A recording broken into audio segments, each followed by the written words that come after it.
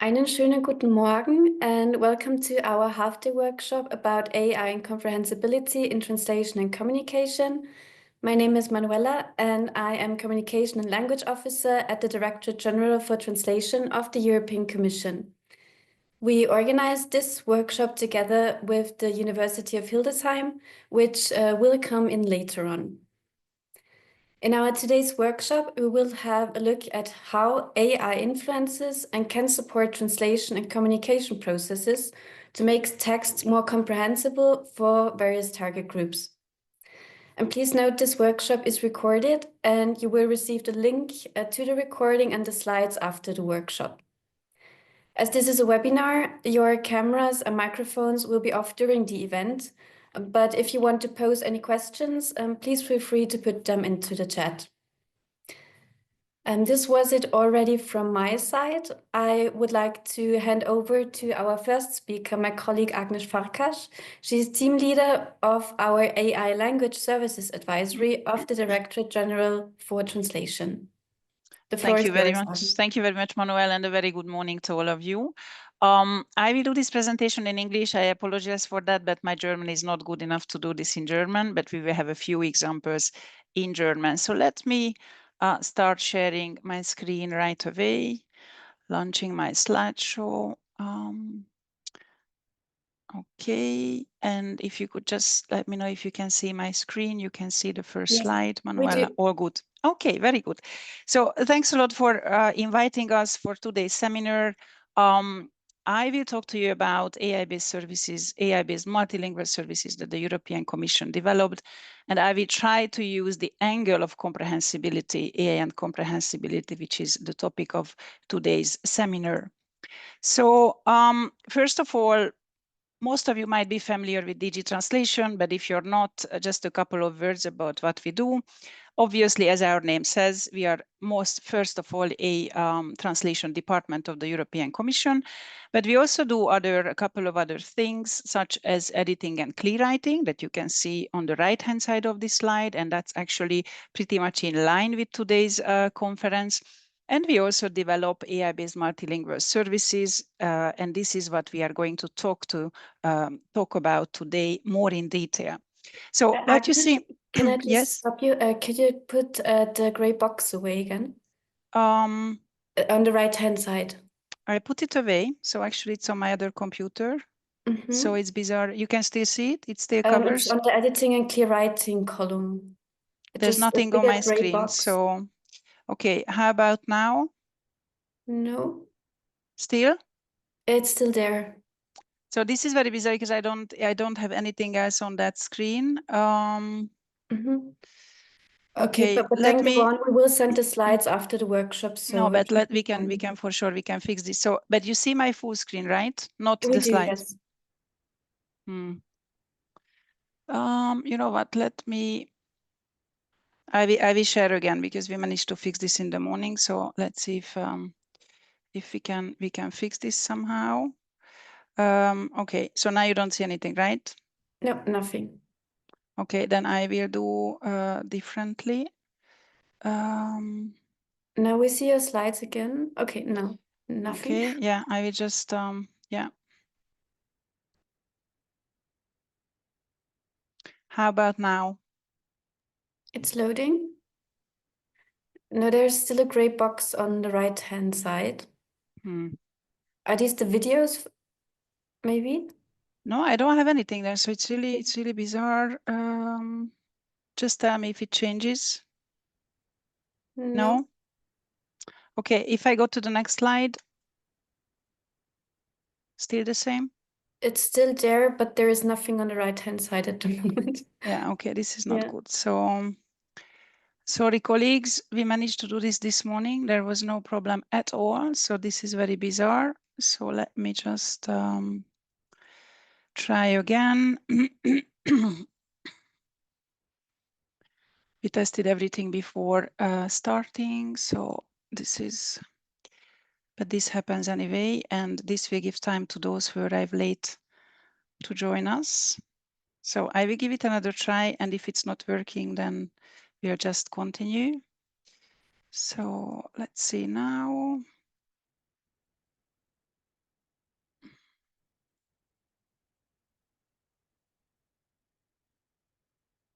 Okay, how about now? It's good. So there's nothing on the right. You see At it the properly moment, now? no, it's fine. Okay, so hopefully this is going to work. How about now? Perfect, yeah. Now it Okay, looks good. good. So sorry, colleagues, for this, but I'm glad that at least we managed to solve this. Indeed, I would like you to see the entire screen properly. So today, as I said, we are going to talk about the AI-based multilingual services, but I just wanted to tell you about also the other activity was digit translation, which is basically human translation, editing, and clear writing. But let's have a closer look to these AI-based multilingual services. As you can see here in the screen, we offer currently 9 services. You see here 10, but only because for e-translation, we just launched a new web page. Today, I'm going to talk to you about e-translation, e-summary, speech-to-text, and our new services, web text and accessibility text, because I would like to stay in this framework of comprehensibility.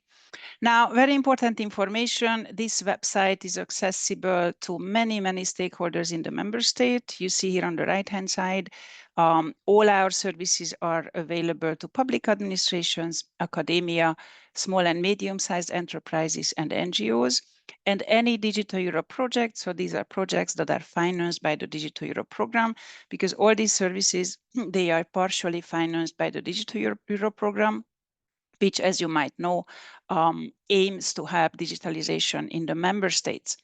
Now, before we go into the tools, just very quickly, I would like to show you the registration page.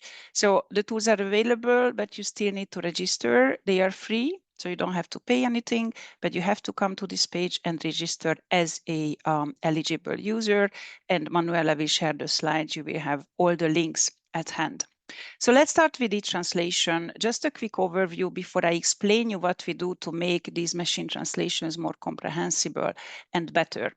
So for those of you who are not familiar with the service, it has 2 main functions. You can translate short text.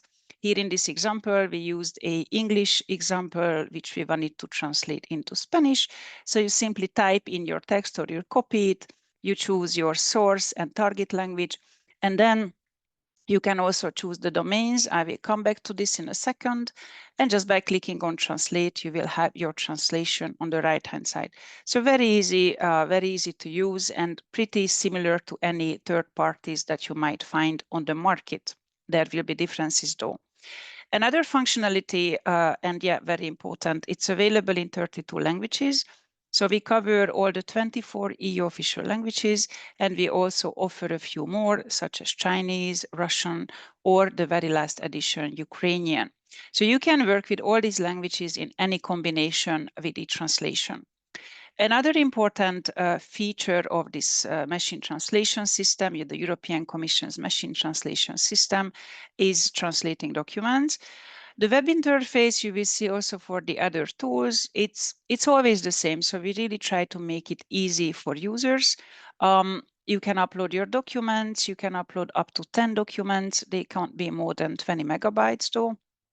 And then again, you choose your source language, your output language, the domain, and then a couple of more things that I will also show you later. And you get your translation on the right-hand side. You can download it from the right-hand side. So here, what's interesting is that you can upload up to 10 documents. Just remember that they have to be in the same language, because for now, each translation cannot handle several languages at once. But for the output, you could actually have them in all the languages that we cover. So if you need a translation into 31 languages, that is absolutely possible here. Now, these are the basics, but what do we do to make e-translation different from what you would find on the market, or what we would do to make it more comprehensible, just to stay with the topic of the conference? A very early invention for e-translation was to add domains. When you think of these domains, just think of styles. Those of you who are translators, you know that we always want to have our text to be tailored to the public, tailored to the topic. So by choosing the right domain here, the right style, your translation will be also a little bit different, and it will be more adequate to that given style. The EU formal language domain, or you can also call it style, it's a engine behind the service that was trained only on our own translations. So this also means that if you use this for texts that are related to the EU, your result will be a lot better than just using any of the other engines.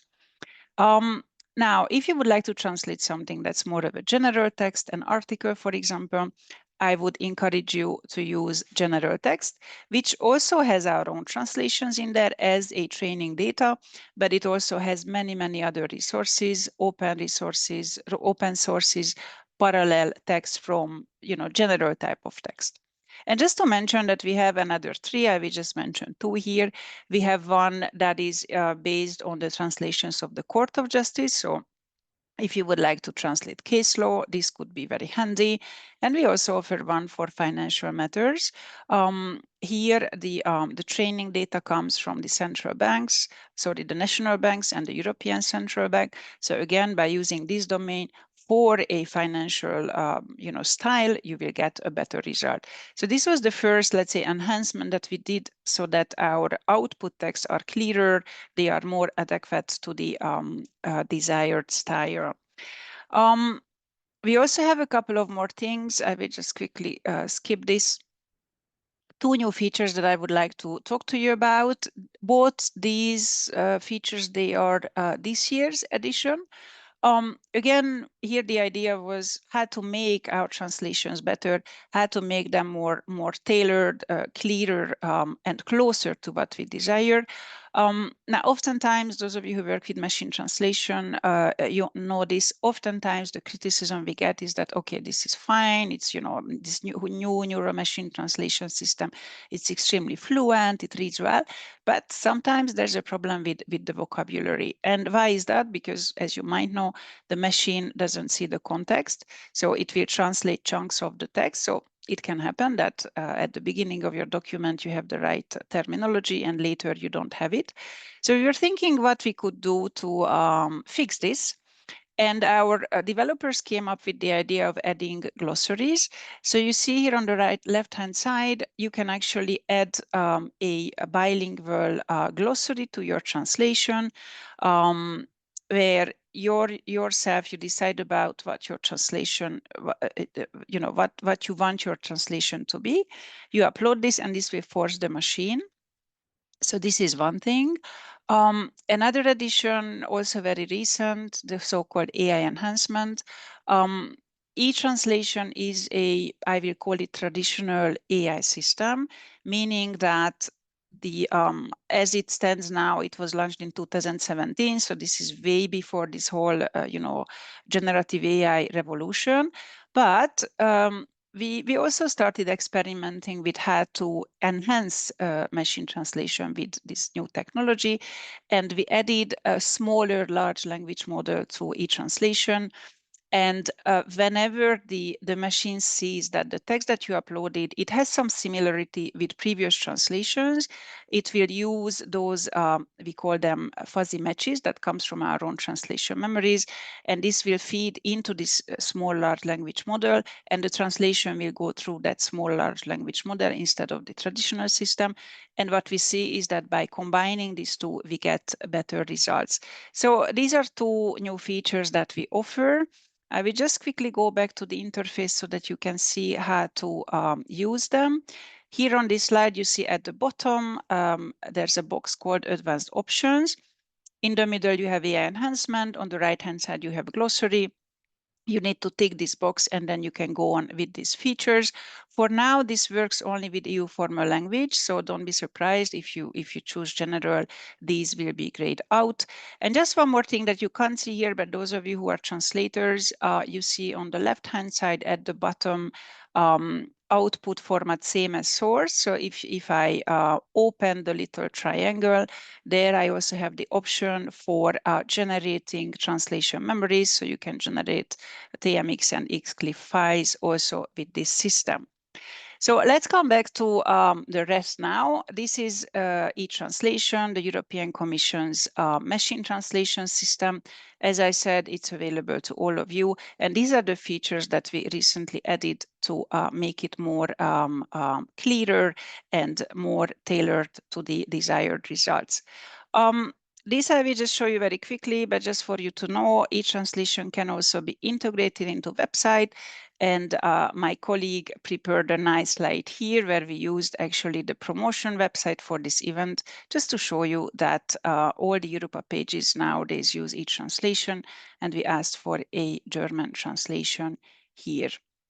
Well, I can see that most of it stayed English, but okay, it's probably because the program was in English. But anyway, this is also, oh, sorry, we translated from German into English because the original was in English. So just to show you that e-translation can also be used on websites. And for those of you who are interested in this feature, just know that you can ask for a machine-to-machine connection. This is also something that we offer to the eligible categories in the member states.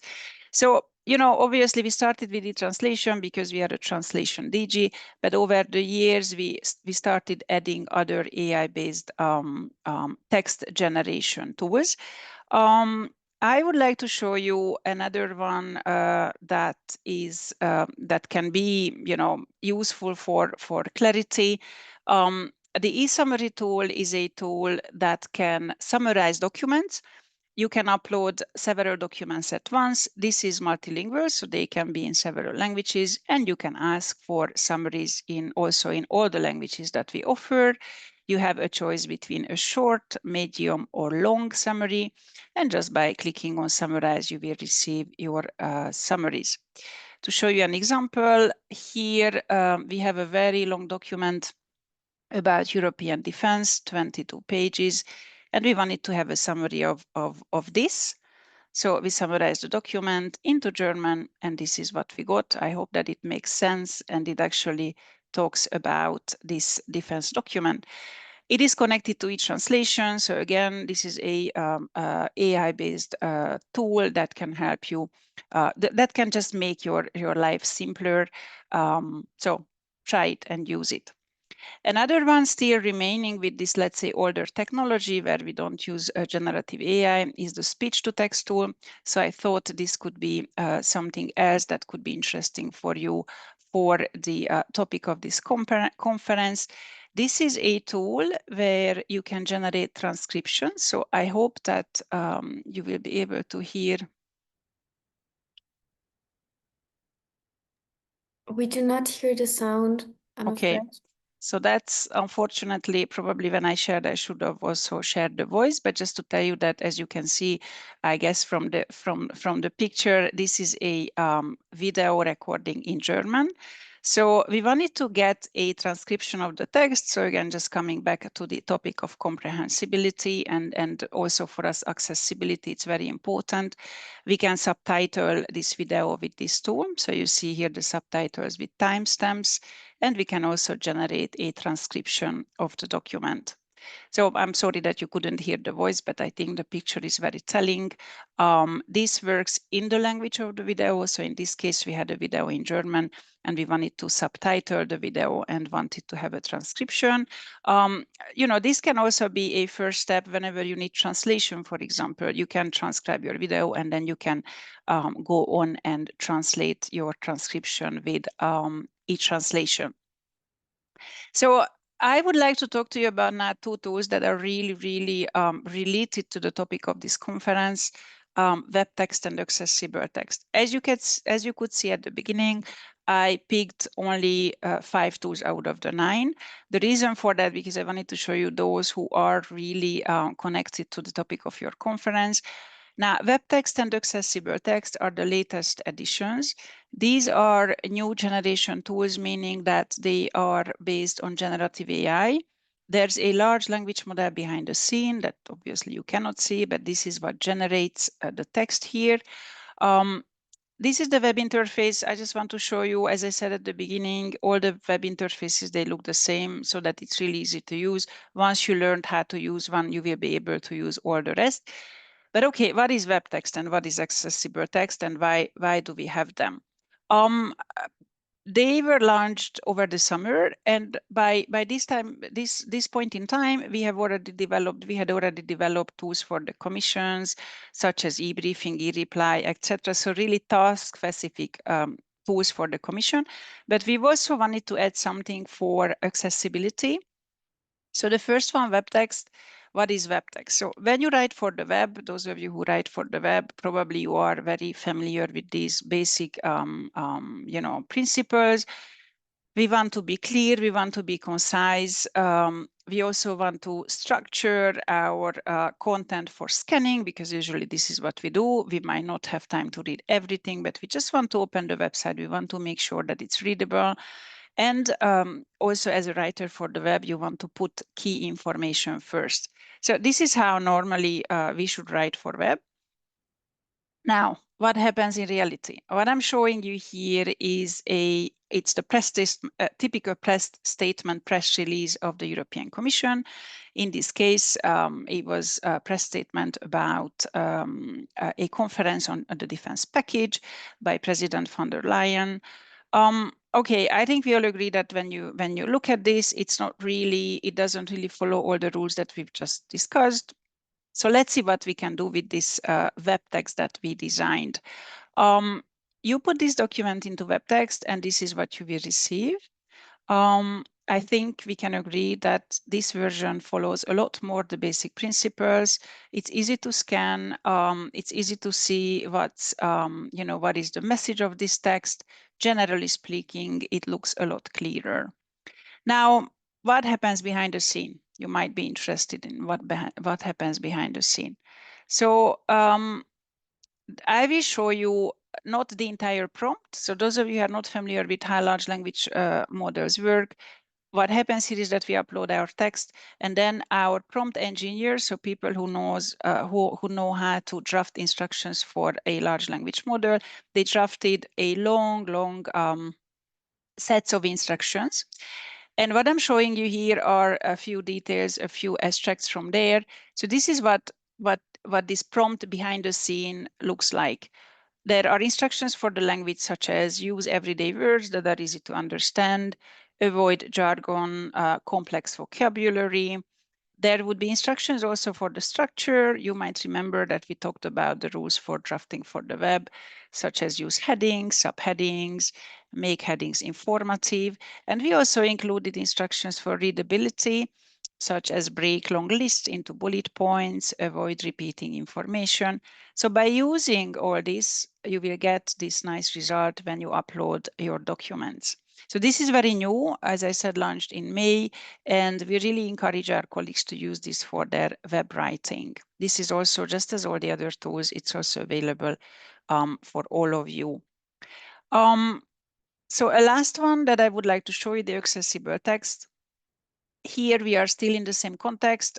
So web text was more about clear writing for websites, and accessible text is really about accessibility, where I have to admit we lag a little bit behind. Our websites are, kind of accessible, but for some things, but not for other things. It's something that we are working on. In any case, this tool was launched so that we also respond to some accessibility requirements. Now, what do I mean by accessibility? A text that's easier to read, it's also easier to understand. And again, just, picture this press statement that I showed you. It's really not something that would be adequate for someone with learning disabilities. This easy to read, which is, again, it's a concept in drafting, generally speaking, a well-known concept. So an easy to read information helps people with learning disabilities to learn new things, to take part in society, to know their rights, to make their own choices. So it's something that we consider super important, and we really wanted to add a tool that would cater for these very specific needs. Now, just to show you an example, I'm just coming back to my favorite press statement, which, by the way, it's very well drafted, and it follows the the rules of drafting press releases within the Commission. but of course, everything can be improved. So by using accessible text, this is what you will get. Now you see that it's different, quite different from what you would get with web text. It looks a lot cleaner, looks a lot simpler. It really focuses on the key messages. And what happens behind the scene, again, I will show you extracts from the prompt. We want to make this text more accessible. So for example, for the words and language, we will instruct the machine to explain difficult words in easy terms, or you know, do not use abbreviations or acronyms, typically a problem with commission text. Then for the structure and organization, we will ask the system to to group similar information together. Oftentimes this can be all over the place. Write in a logical order, use clear heading. So there's some similarities to the web text, but here the focus is really on accessibility. And then for writing style, just one example for the short sentences, we ask the machine to use maximum 5 words. So the whole idea is to make this text more accessible than it is in its original form. Try them, see how they work. I have to tell you that I also use them for myself just to, this easy to read format, it's really good for very complex document, just to see the key messages in a text. I'm coming to the end of my presentation. We also would like to leave some time for questions, but this is a very important slide about security. You might remember I mentioned at the beginning that, let's say, the e-translation web interface looks like any other third-party tools, but there are quite a few important differences that distinguish e-translation from third-party tools, and the most important one is security. All the tools that I've showed you today and all the others that you will find on the website, they operate behind the Commission's firewalls. They are cloud-based, but we have a framework contract with Microsoft that allows us to make sure that these are secure services. And more importantly, we don't look into your documents. So we don't have access, we don't store them, we don't use them, we don't even use them to train the machine. And the whole process is encrypted. You might remember that you have to register to be able to use the system. This also means that you go through your own secure channel to your documents. And of course, we comply with the AI Act. There are more services. There's only, you know, a fragment of all of that I could show you today, but I tried to pick the ones that I thought could be interesting for the topic of this seminar. On this website, you see a couple of more. You will be able to check them out later. I did not mention e-briefing and e-reply. Those were additions from last year. Just to tell you that e-briefing, it's a large language model-based tool that you can use to generate briefings, reports. So it will give you a head start whenever you need to provide complex preparatory documents for meetings. And e-reply is a tool that helps, that gives you an analysis of an incoming request. And it will give you, again, a head start when you draft your replies to complex inquiries. And we also have one tool for anonymizing the document. So for example, if you need to make sure that there's no personal information left in your documents that you need to share, this anonymization tool could be also very useful. So check out the website. We have on the same website, multilingual post I didn't mention. It's a extension of e-translation where you can translate short text into several languages. Now, as I said, we don't have time to go through all the tools, but we have a extensive sets of video guides and explanations, a help menu on our website. You can see it here. You also have the link again. If you go to our website, you have to scroll down and you will see a link to all these videos, tutorials at the very bottom.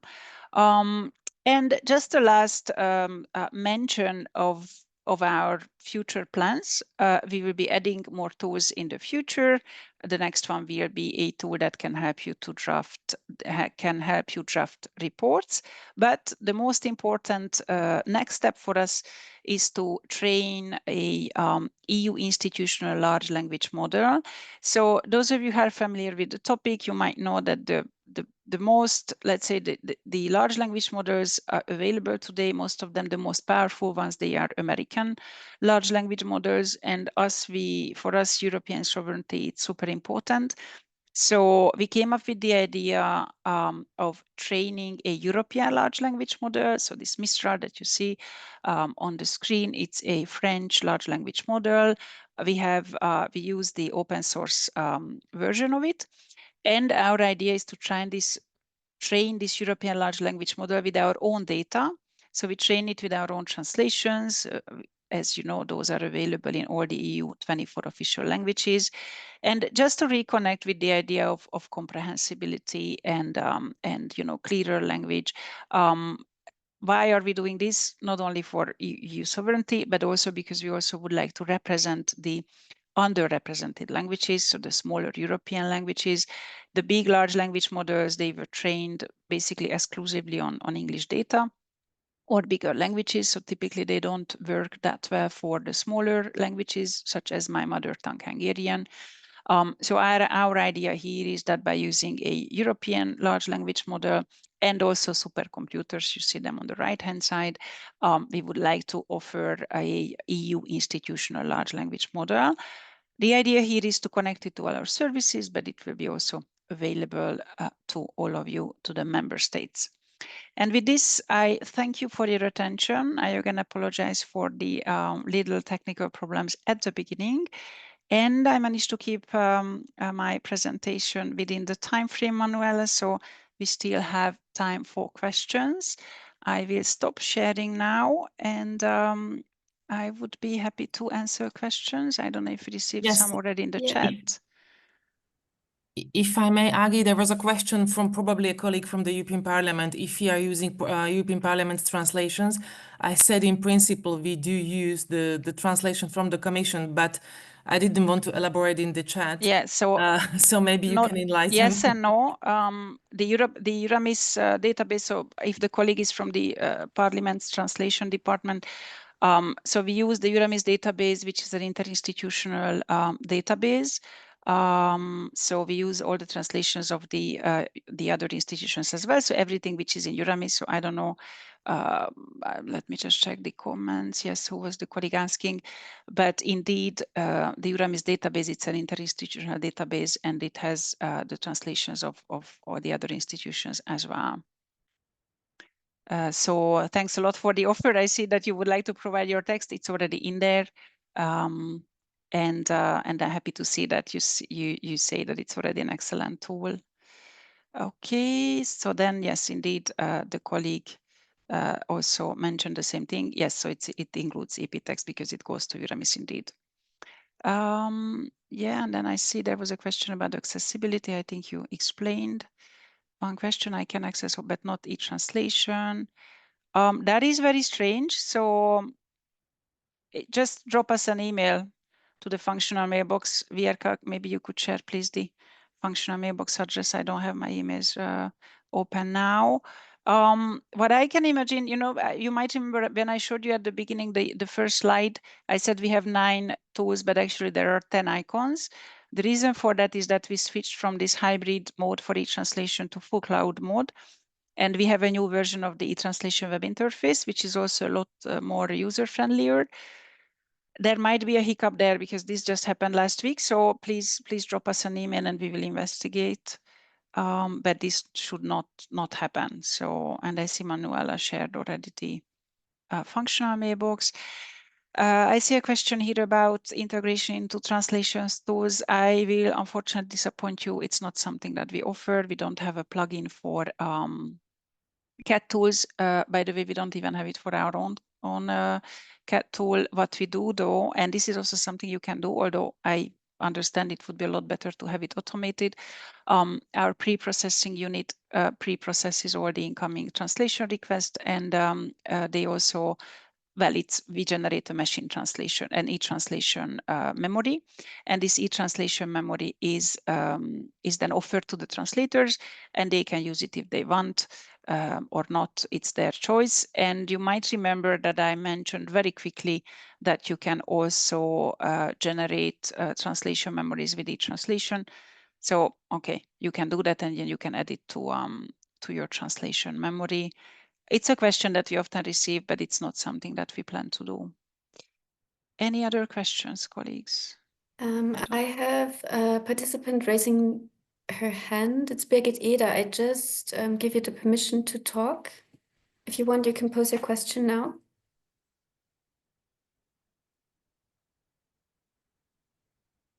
Miss Eder? Are you there? If not, I see one more question in the comments, so maybe I will answer that, and then let's see if the colleague. Do you collect, and if so, could you provide information on the current quality of each translation for non-EU languages? So what we collect is the quality for the EU, so the EU 24 collect. So what we do, we generate this metrics for the quality of the languages, but this is only for the 24, because as you might know, in the Commission, we translate mainly from English into all of the EU official languages. We do also translate, I mean, this is human translation, but we also do this metrics. I mean, we do these metrics for e-translation. We do translate from a couple of non-EU languages, but this is not as frequent. And as for machine translation, we don't, well, we do check the quality. So what happens is that whenever we update an engine, we always compare the quality of the engine compared to the previous one, just to make sure that it becomes better. But the engines are updated mainly with data from the 24 EU languages. For the EU firmware, we do this twice per year based on the Euramis data, but the Euramis data, this, you know, the translation memory, the European institutions translation memory, it contains some non-European languages, but not a lot. So yeah, this was my long answer. The short answer is that we don't conduct any regular quality check for the non-EU languages e-translation output. Yeah, thank you very much. We still have another question regarding data protection. Who has access to the documents we upload for translation? Only you. So this is the short answer. You might remember I showed you this slide about data protection. So here the trade-off for e-translation is that because as an internal European Commission tool and now also open to the member states, for us security was the most important feature. This also means that we lose a very, you know, important opportunity for us to use your data and train our machines. But this is a very conscious choice, so we don't do that. It means that you upload it. You always connect the system through EU login. Only you know your own login. You upload your document, and when you come back to the website and you download it, only you can download it. Anything that you upload will stay in the system only for 24 hours so that you can come back and download it, but you also have the option to delete it after download. So this you will see on the web interface. You just need to tick the box, and as soon as you download it, it disappears. As for the process behind, so it's a cloud-based system, but it's decomposed at the beginning of the process, and only fragments of your translation or document will be sent to where actually the translation is processed. So nothing stays there. It's designed in a way that, you know, no one has access. We don't use your documents. The only thing that we retain is some things for statistics, but never data or names. It's just, let's say, general preference, like, you know, what are the most preferred languages by users, things like that. So some things for statistical purposes, but we don't look, you know, we don't keep your data, we don't look into your documents. It is designed to be as safe as it's possible. And this is not the case with third-party tools, as you might know. Okay, any other questions? Thank you very much, Ágnes, Written for your presentation and also for answering all the questions. We are at the end of our time. Thanks very much again. Thanks a lot for inviting us. And as we said, you can always reach out and contact us by email. Thank you, and wish you a very nice continuation for this extremely interesting conference. Thanks all. Have a good day. Bye. And now the University of Hildesheim takes over, and we'll talk about comprehensibility for different target groups and special features of AI use in technical communication and specialized translation, media communication, and plain and easy language. The floor is yours. Can I just check my microphone? Is it working? Yes, It's working, yes. Hi, Katja, would you like me to share my screen and you start to welcome everybody? Yes, please. Okay. Franziska, I will then just tell you when to move on to the next slide during my part, okay? So, Okay. because if you share your screen, I cannot obviously change the slides. Yes, that's right.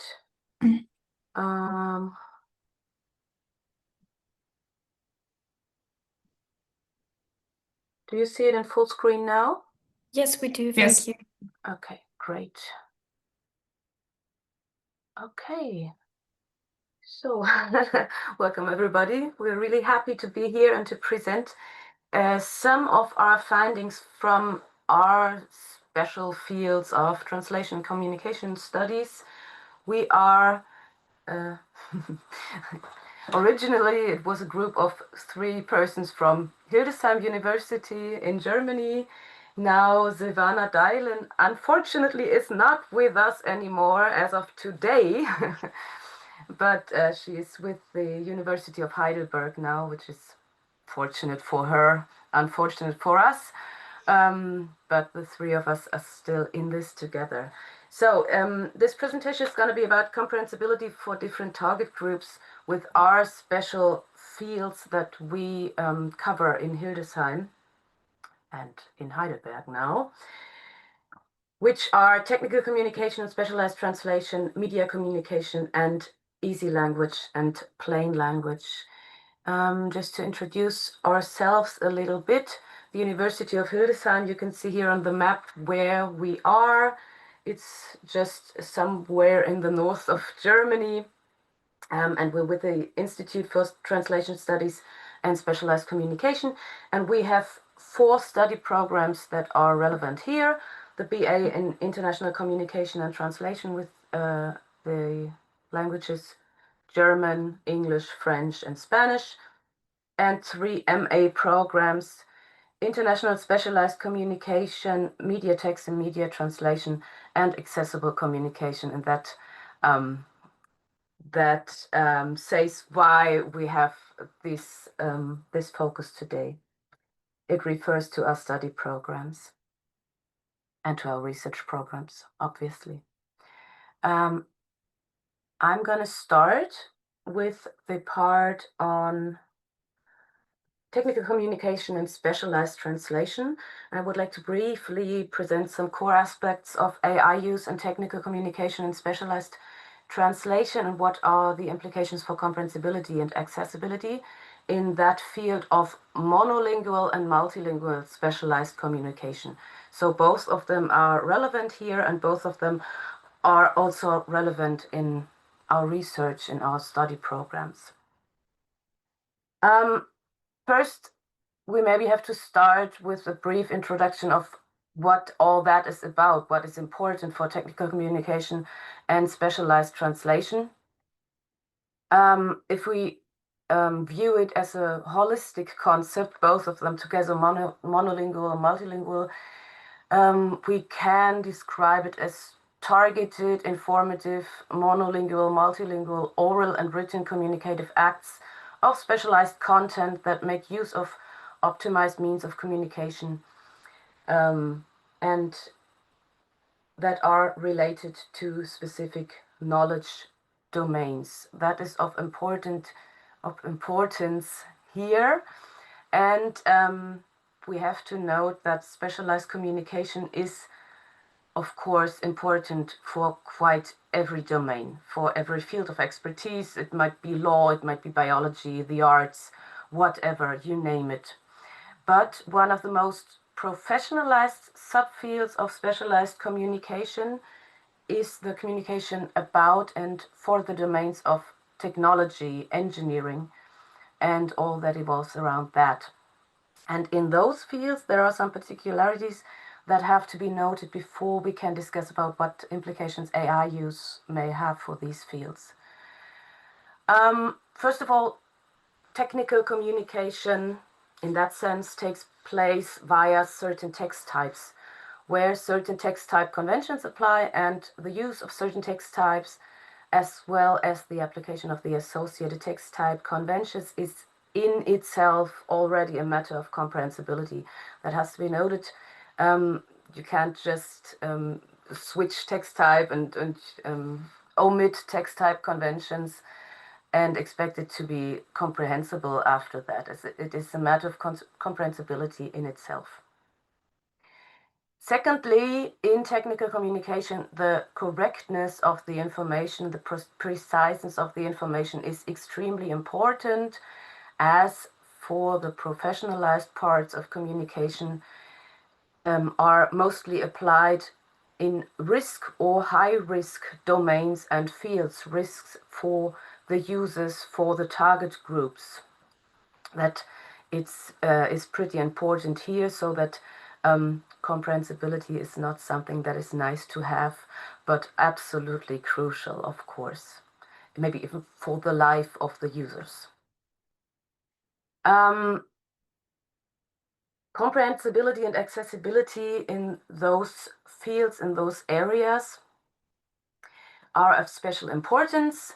Depending on the context and the target group and so on, technical communication can also in itself be a barrier, as it might interfere with comprehension due to the very specialized content and/or the specialized language, especially for non-expert target groups. That is because, among other reasons, expert language is characterized by the linguistic features of information compression, anonymization, and so on and so forth.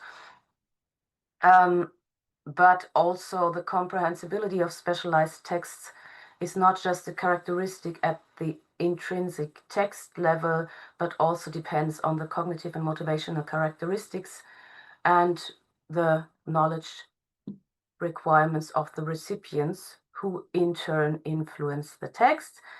And above all that, there are, of course, even more aspects that affect comprehensibility, visualization, the access structure, and you name it. In summary, comprehensibility features of specialized texts at the intrinsic text level can be labeled with the superordinate aspects of correctness, readability, structure, completeness, uniformity, unambiguousness, simplicity, and brevity. And all that certainly shall be adapted to the prerequisites and requirements of the target group, which is especially true for specialized text. These aspects are, however, largely in contradiction to the natural characteristics of technical expert language. In particular, the aspects of information condensation, which are important for the efficiency of statements, and the grammatical means that are associated with these aspects hinder comprehensibility and create another comprehension barrier that originates from the text itself. So, but however, after those preliminary assumptions, we might, of course, look at the areas of application for AI in technical communication, in specialized translation. How can we use AI in those fields? We can use AI tools to produce or even rephrase text. We can use it to evaluate or optimize text, sometimes based on given rules. We can use it to produce or process or edit images. Also, for example, to convert photographs into line drawings. I'm going to have an example later on. It can be used for automated translation, and it can be used in technical support for chatbots and things like that. I have a few examples, as you can see here. That is a pretty good example where I asked the AI tool to briefly describe the special features of a certain household item, and it did. The information is correct, the correct corporate terminology is used, and there are even references given so the information can be verified. That is a pretty good example for how AI tools can be used. I have a second example here for good output. You can ask an AI application to describe technological processes in general, as in this example. And for this very simple question, how do robotic lawnmowers charge? It worked, and ChatGPT, in this case, gave an absolutely correct answer. But there are certain limitations, problems, shortcomings in the use of AI in technical communication and specialized translation that we must not forget. We have the first thing we talked, the speaker before me talked about that before, but we have problems with, we have legal questions that we have to answer before we use AI in those specialized fields, especially in engineering. For specialized fields such as the mechanical engineering industry, the information given has to be 100% correct, otherwise product safety cannot be guaranteed. Just imagine, for example, that safety instructions are not precise enough or even incorrect. That would put people, humans, at risk. The second question concerns liability in these fields. If something happens due to incorrect or imprecise information, who is to be held liable if by use of AI wrong information is communicated and as a consequence a product or something in its environment is damaged? Or who is to be held liable if by use of AI wrong information is communicated and as a consequence people are injured or worse? We have the data security problem or questions concerning intellectual property, copyright, and all that. We must ensure that data and the personal rights of the affected persons can be guaranteed. We have to ensure that the intellectual property and everything around it be protected, for instance, for new products that are subject to confidentiality. And above all that, we have linguistic textual problems. We have problems in terminology, consistency, text types, text type conventions. We have source text errors, and all that. We have a big problem with the comprehensibility of a text and the correctness if terminology and style, if terminology and style are not consistent in the produced or translated text. We must also not forget that translation as a communicative act is strongly tied to its respective communication context, which is also true for technology-related parts of communication. The AI might translate technical terms incorrect, mostly when it comes to standardized terminology that is not known to the system. I have an example for that later. And furthermore, text type conventions referring to terminology, wording, phrasing are of crucial importance for specialized texts, particularly if they are relevant to safety or if they are legally binding. The wrong wording may have serious economic and legal consequences or can even put life and limb of users in danger. And we have source text errors. That is a problem, that is a pretty new finding, I seem to believe. Human translators can detect errors in the source text. If a source text is faulty, the human translator is the one who notices and corrects the mistakes before translating. These mistakes can be typos or grammatical issues, but also content errors and inconsistencies. And the AI application is normally not able to or not trained to spot and correct these errors, and as a consequence, translates accordingly. Another problem is that the AI output is seemingly perfect. It looks good. And that is especially relevant for specialized communication, where we are in the context of risk or high-risk domains, where seemingly perfect or good enough is just not acceptable. It has to be perfect, it has to be correct and precise and not slightly. Okay, let's have a look at some linguistic and textual error types, because those are error types in specialized communication where we have lots of data. We have errors in linguistic conventions, we have errors in grammar, style, terminology, mistranslations, and also addition and omission in translated texts, as you can, for example, see in this chart. The prevalent terminology errors can further be subclassified into wording, the register, and consistency, as you can see in the next chart. And I would like to give an example concerning the register that is also taken from that work from Rapsch 2025. That is a pretty good example. I think it's not taken from the engineering context, but from a medicine context.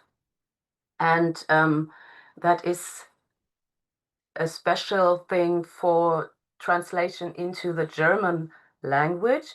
In the German everyday language, in the medical field, we use German words for diseases, for body parts, and so on. And we do not use Latin or Greek terminology as it is common in other languages, for example, in the English language. So, for example, if we have the disease, oh, my errors are not there anymore. Please ignore that. For example, if we write something about pneumonia in the medical field, you might translate it to Pneumonie, or in the German language to Lungenentzündung. And non-experts would not understand pneumonie because that is reserved for medical experts.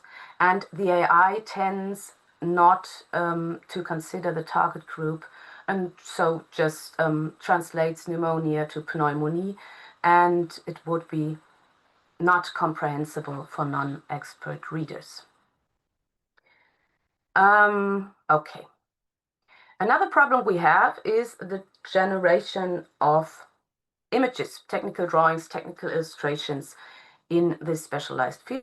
I have two examples here taken from Schorcht et al. That is not from an engineering context, but from an education context, but it shows pretty well that image generation does not necessarily work, and that can be transferred to the engineering field. We have two images here.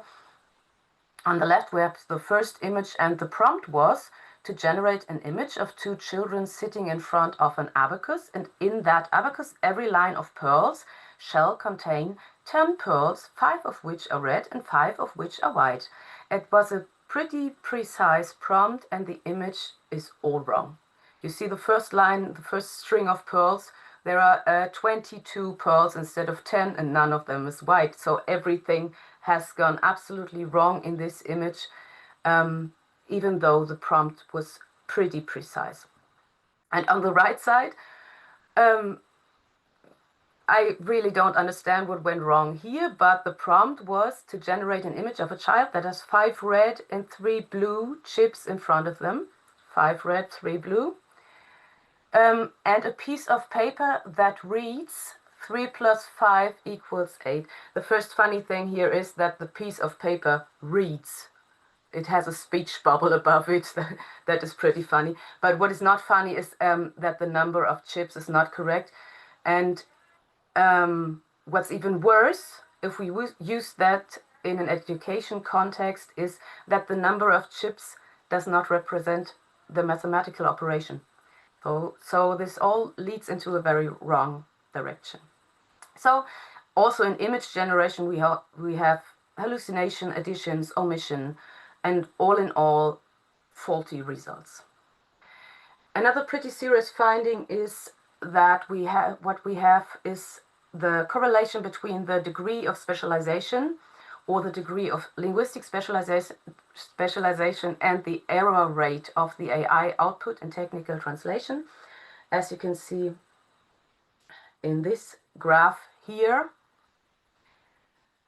a higher degree of specialization in a source text leads to a higher MQM score, which represents a lower translation quality. So the more specialized the source text is, the faultier are the AI translation results.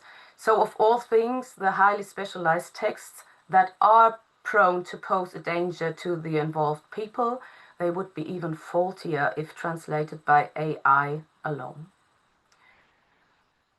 Okay.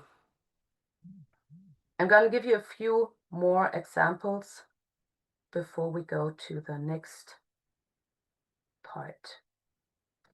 I have this example taken from Holster. It is from a tender specification. We have a German source text, and it was given to the AI tool to be translated into the English language. And we have 3 levels of translation errors here, which are quite serious. First of all, we have a source text error, about which I've talked before, because there, in trains per law, 10% of PRM seats are legally required. In the source text, there are only 5% of those seats. The translator, the human translator, would have noticed and corrected that. The AI couldn't. Okay. Then the wrong terminology is used here. Double locomotive is not the correct technical term according to the underlying standard. We have standards for engineering fields. And then we have errors in terms of text type conventions and wording, as the correct verb for legally binding tender specification always has to be shall and not should. So this specification wouldn't work in real life. Then I have some examples for image generation. Some of them are quite funny, but actually they aren't. We are left to wonder why the woman is holding a charging plug, even though the car seems to be plugged in already. In this example, it is even hard to find even the slightest correct depiction of anything. The prompt was to create an image of an electric vehicle charging, and there are so many errors in there, so many faulty depictions of everything that's going on here. It is again quite funny, but it is not for those risk-related fields. Let's skip this one because it's quite late already. Because it becomes more serious if we regard the following examples from the actual technical field. We have a coffee maker, and this is an AI-generated image of this coffee maker, which is pretty good. But what stands out here are the captions or the call-outs.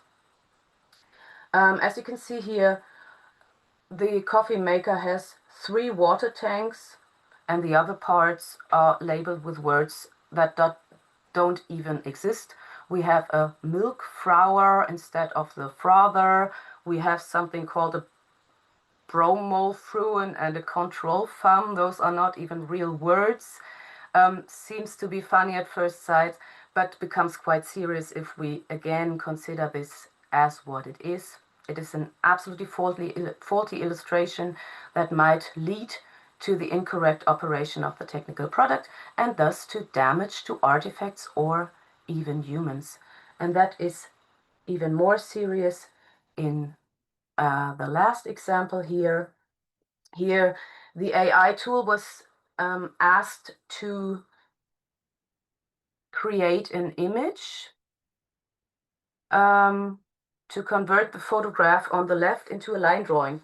And what you can see here in the middle is the correct conversion, the correct line drawing that was made by a human being. And on the right, you see what the AI made out of the photograph. And we have some findings here. I can't talk about all the findings here in this faulty image, but some of them you might notice. We have the small letter A in the lower left corner of the original that was for some reason transformed into the number 1. Thus, the relation between text and image cannot be correct anymore if the text, for example, says see figure A for reference, because there is no figure A anymore. That is a small mistake. Then we have parts of the illustration missing. The surroundings are cut off, and it might be very crucial for the technological field that the surroundings are there. I don't know why the AI did that, but they are missing now. It might be important for the comprehensibility of this illustration to include the surroundings. And third, and what is most important to note here, we have an arrow in that image. The arrow indicates the direction in which the machine part has to be turned for the correct operation of that machine part. This arrow has now 2 arrowheads, so that a totally different instruction results from this illustration now.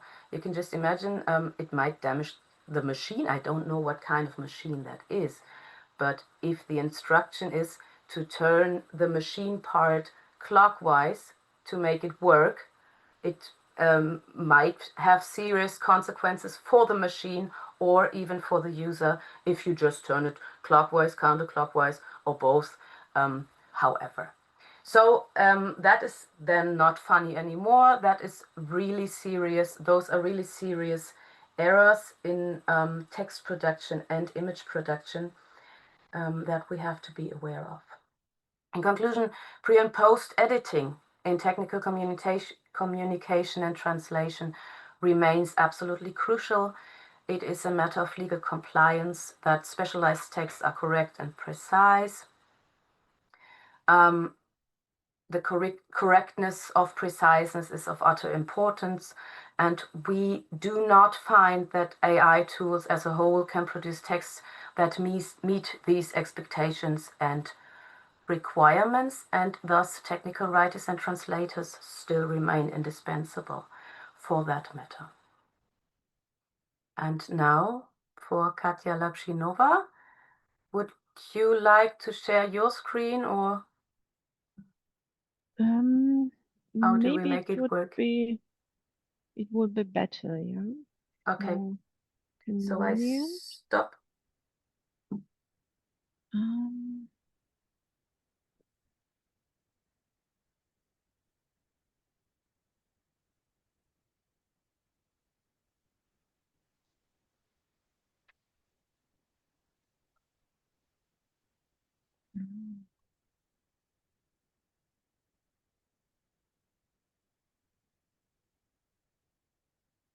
For some reason, I can't see.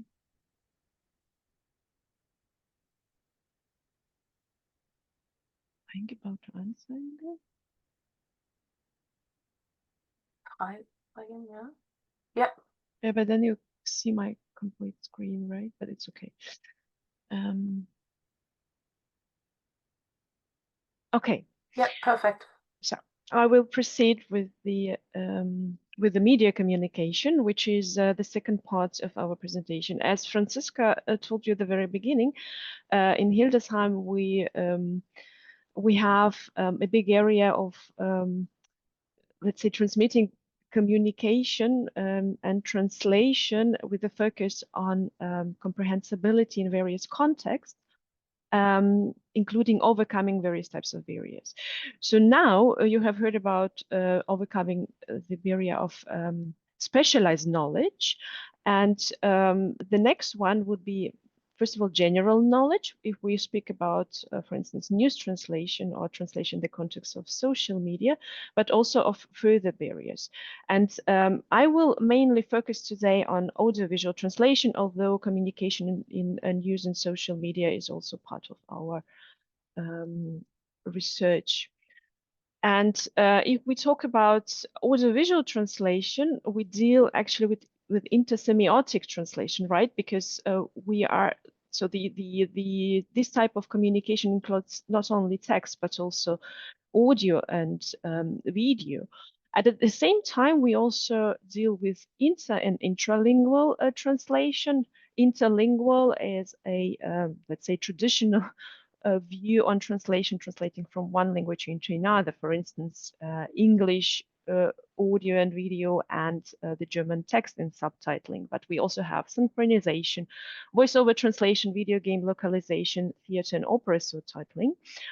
At the same time, we also deal with intralingual translation when we remain within one language, but change from, let's say, audio, video into text. And here we deal with subtitling, theater and opera subtitling, audio description, movie interpretation, just to name some forms of this. So why do we need media translation? Of course, it's clear that we need a better accessibility and comprehensibility in those types of communication, because just to give you some examples, in terms of, let's say, why do we need interlingual translation in Germany? According to the official statistics, 4 million people living in Germany do not speak German at home. It doesn't mean, of course, automatically that they don't know German, but they may be dependent on you know, this kind of offer of communication, of interlingual translation. And for the intralingual area, again, according to the official statistics, we have around 560,000 people with visual impairments. As I say, that's official statistics, which and the numbers may be much higher. And we have between 80 and 200,000 people with hearing impairments. Here, the official statistics vary a lot. So talking about this type of communication, let's have a look at possible AI application here. So we have a wide range of specific technologies and tools, including CAD tools. For instance, we have machine translation of subtitles, but also of scripts, speech synthesis, automatic image recognition, automatic speech recognition. And due to the development of the technology, audiovisual translation has changed a lot. Although it has been estimated for quite long that audiovisual translation is too creative for application of artificial intelligence. And if we have a look at the practice, at the industry, we know from some studies that a lot of translators in this area see the development negatively. At the same time, many are not satisfied with the quality, and see that the quality is not good enough to be, to be completely integrated into the workflows. We are an educational institution, and of course, we need to react accordingly to the development. So we try to teach the skills that are necessary for, first of all, performing human translation. So the let's say the basics for the translation, but at the same time, we need to convey the additional skills. So to be to go in hand, so to say, with the development, and at the same time, we also understand that we are sometimes slow in responding to new developments, and the technology is evolving much faster than we are able to respond. And also in terms of industry, sometimes it's really hard to capture everything, because there is no like one thing of industry in this area in audiovisual translation, and working processes are so variable, they are so scattered and diversified.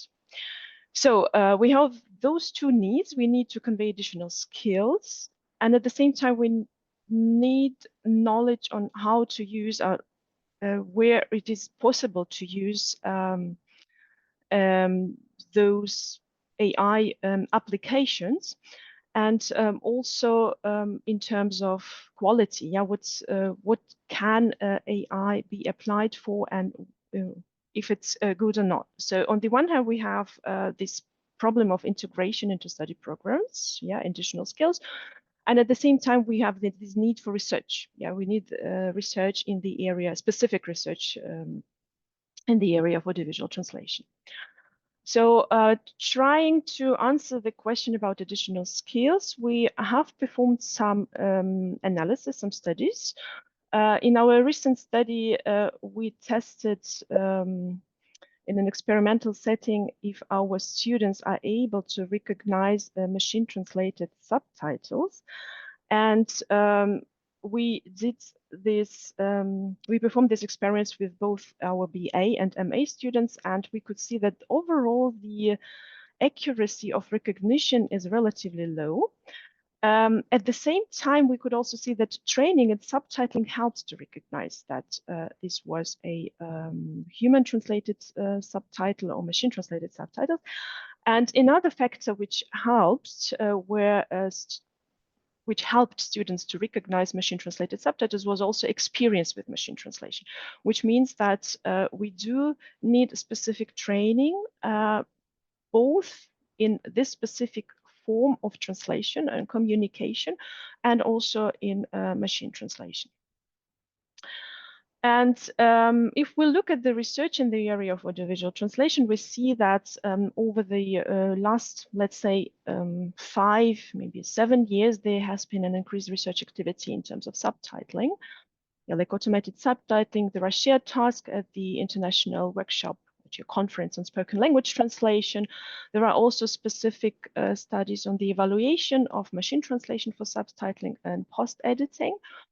However, for the other types of audiovisual translation that I mentioned at the very beginning of my presentation, there is less research. Yeah, we do have some studies on live subtitling, dubbing, synthetic voices, and the accessibility, audio description, and also have some studies in the area of production research. Yeah, so the translation process. However, we think that it's desirable to have more research on specific challenges and problems. Yeah, so we do have problems that are, kind of general problems that also apply to other types of translation, like coherence and cohesion, which has been mentioned today already, but also pragmatics, yeah, transferring of emotion, which maybe are even stronger in this context, yeah, in the context of audiovisual translation, for instance, in movie translation. Also elements of humor and cultural elements. And also the problem of bias, for instance, gender bias, but also other types of biases. And we have even more specific challenges which are related to this particular type of communication. For instance, if we have a look at audio description, it's not a total translation. It's a kind of partial translation because only relevant information should be transferred. And so the decision, what is actually relevant and what should be transferred in this type of intersemiotic translation is actually challenging. Now I would like to show you some examples from the studies which we performed together with our students. And on this slide, you see the German translation of the phrase "you had been kicked to the curb by summer," where on the left-hand side, you see the official translation by Netflix. Summer hat gerade mit dir Schluss gemacht, so Summer had just broken up with you. And from this study in which the student compared translations with ChatGPT and subtitle aided with a DeepL, we see that the variants, like you were kicked out onto the street and you were sent to the desert by summer, where we realized that the problem is actually the translation of idioms. And in the machine translated variants, we can't say that this is an error if they are taken out of context, but going back into the context of this specific movie, the specific series, we see that this translation is not appropriate. Another example is the translation of the kids stealing out our thunder, where we again have inappropriate translation in the machine translated outputs, and the problems are again the context, but we also have more. Yeah, we have like a cohesion, co-reference. Yeah, because the context is actually about a girl, about a female character, and we know from other studies, not in the context of audiovisual translation, but for instance, the translation of Amazon reviews, and also other types of text, that the majority of machine translation systems have a bias towards masculine translation. And there are dedicated workshops on gender bias at various conferences. And for instance, in the recent study, which we performed together with Maja Popovic, which we will present in the end of this week at the conference on machine translation, we could see that most of the systems which were submitted this year, they had this bias towards masculine translation. And my last example is also very interesting from the same work by Maren Bolz, where we see that the translation of Michael Hold Down the Fort, there is a decision for a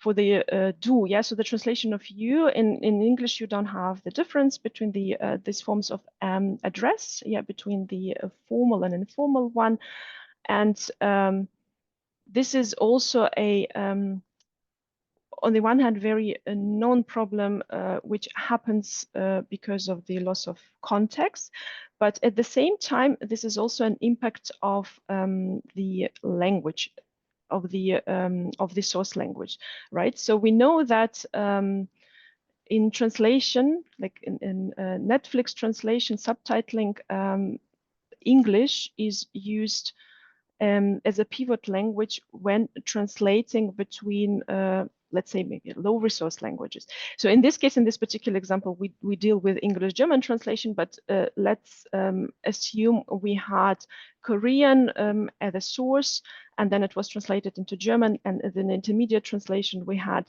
English, or maybe other language, or Spanish translation, where again, we have the differentiation between a formal and informal language, and then again, being translated via English as a pivot language, as an intermediate language. Many elements get lost, including, for instance, this type of pragmatics as addressing, like I said, formal and informal ways of addressing. I don't have a summary. The summary is going to be in the end of the presentation, and I will pass the words to Silvana Deilen, who will take over the third type of communication. Yes, thank you, Katja. Okay, I think it's okay if you just share the slides and I'll tell you when to move on to the next slide. Okay, yes, I'm going to talk about special features of the use of AI in easy and plain language. So first of all, in Germany, we differentiate between easy language and plain language. So both easy and plain language are simplified and complexity reduced varieties of German that aim to enhance readability and comprehensibility of text and to make standard and specialized texts more accessible. But there are significant differences in terms of their complexity and their target groups. So easy language, first of all, is a complexity reviews variety that aims at maximizing the accessibility of communication for people with reading impairments. So the target groups of easy language include, for example, people with reading impairments or hearing impairments or people with aphasia, for example. And easy language is a rule-based variety, which means that it's characterized by strict rules on word, sentence, and text level. So when translating from standard German into easy language, we have to follow strict rules. And most of these rules are actually bans. So there is basically, for example, a list of features that you're not allowed to use. For example, you're not allowed to use subordinate clauses. And in Germany, people with cognitive impairments have a right to information in easy language. So the public authorities are obliged to provide information in easy language. Plain language, on the other hand, is also a complexity reduced variety, but it's a dynamic variety, which means that it's that plain language does not have a fixed set of rules. So it's more flexible and can be adapted to the needs of the target groups. So there are some recommendations to follow, but there are no strict bans like in easy language. And as a consequence, plain language is more complex than easy language, but still it's easier to understand than standard German. And it's not that easy as easy language. It also excludes certain target groups. So namely target groups with very, very low literacy skills because they do not have the skills to understand plain language. So therefore, plain language mainly includes people with slightly below average reading skills or language skills or L2 learners. So these are the main target groups of plain language. And here you can see that the varieties we have are like a continuum. So on the left-hand side, we have the easiest variety, which is easy language. And then comes plain language, which is a bit more complex, but still easier than standard language. And on the right-hand side, it's the technical language, which is really, really complex. Okay, please move on to the next slide. Okay, and AI tools, of course, can be used for both easy and plain language translation. And at the moment, we have many different tools that offer machine translation for easy language and plain language. But in addition to that, there are also some tools that offer much more than just the machine translation functions. So here are, for example, we have AI tools that can summarize a text for you, or that can shorten a text for you, or that can make suggestions for improvements. Although they show you, for example, where it would be useful to split sentences or where to replace complex terms by simpler ones and so on. Of course, you can also, use ChatGPT for all these tasks, but I'm going to talk about that in a minute. Yeah, so we have many different tools. I've listed some of them here. So if you want to, you can have a look at them. But these are commercial tools, so you have to pay for them. And here on the right-hand side, you can see some of the additional features they offer. So this is, for example, the tool Wortliga, but you also have to pay for it. And they offer functions such as splitting sentences, translating into plain or easy language, shortening text, checking grammar or spelling, or even they can even generate content or headings for you. And on the right-hand side of the screenshot, we can see some other features. So the tool, for example, tells you whether the text you inserted is easy to understand or not, or which level of language proficiency is needed to understand the text. And it also includes a checklist. So for example, it informs you if your sentences are too long, or if you're using abbreviations you're not allowed to use, and so on. So it's pretty useful.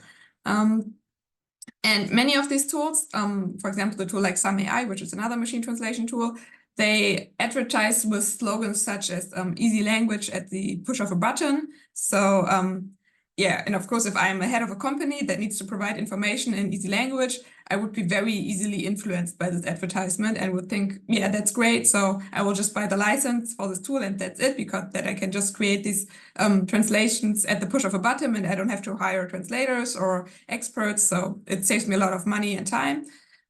So yeah, it indeed sounds very promising, especially for lay people without linguistic background knowledge. But the problem is that so far there are almost no empirical studies on the quality of these machine translated texts. So seen from a scientific perspective, we actually do not know if these texts really produce easy language texts, or if they just produce texts that maybe just seem to be easier but are not word consistent, or that even contain errors. Yeah. And as we have so many different rules at the moment, or tools, on the market, it's also simply impossible to scientifically evaluate every single one of them, because for evaluating the performance, I would also have to buy the license for every single one of them. And even if I did that, the gained value would still be limited because, of course, it has to be kept in mind that the technology is developing so fast that the models are constantly changing and are constantly improving, or not, we don't know. But today's results could already be outdated tomorrow. So this is another thing you have to keep in mind. Okay, please move on. Yeah, but of course, it's also no solution to say that just because the technology is developing so fast, we do not conduct any studies at all. And that's why we did conduct first studies on the use of AI in easy and plain language translations. So we at the University of Hildesheim, we tested both ChatGPT and some AI, which is one of these commercial tools I mentioned. And in a first study, we tested ChatGPT as a catch tool in easy language translation. So here we had ChatGPT translate administrative text from standard German into easy language. And in the second study, we tested some AI for plain language translation of medical text. So the second study with some AI was actually a cooperation between the University of Hildesheim, some AI itself, and the Apothekenumschau, which is a German health magazine. Because the Apothekenumschau, so the health magazine, wanted to know if they could use some AI for producing their medical translations into plain language. And in this project, we tested different models from some AI. So first we had a baseline model, which was a model that was not fine-tuned or trained. And then we had two different models that have been trained and fine-tuned with domain-specific text and human plain language translations. And the main difference between these models, so model 1, we named them model 1 and model 2, is that they had a different underlying large language model. Yeah, I will come back to this in a minute, but now you already know what model 1 and model 2 means. And in this project, afterwards, we also tested some AI against ChatGPT. So we had the same medical text translated by ChatGPT. I don't want to go into detailed results here, but one of our main results of this project was that the model's performance can be improved by fine-tuning and training with human gold standard translations and domain-specific text. So the baseline model performed worse than the model that had been trained by some AI. So this was one of our main results. However, it also turned out that the training is not that easy, because if we want to train a model, we want the model to learn from the existing high-quality human translations, and we want the model to imitate this behavior. So this means that we need a high amount of high-quality human plain language translations, and if possible, plain language translations that are from the same domain, so medical text in this case. But yeah, professional human translations are not that easy to get, because yeah, there are not so many good human translations that are from the same domain. And the bigger challenge is that we not only need the translations, but also the source text. So for the model to know what a good translation looks like, we need to align the data. So we need to tell the model this is the source text, and this would be a perfect plain language translation. So please remember this and imitate this in the future.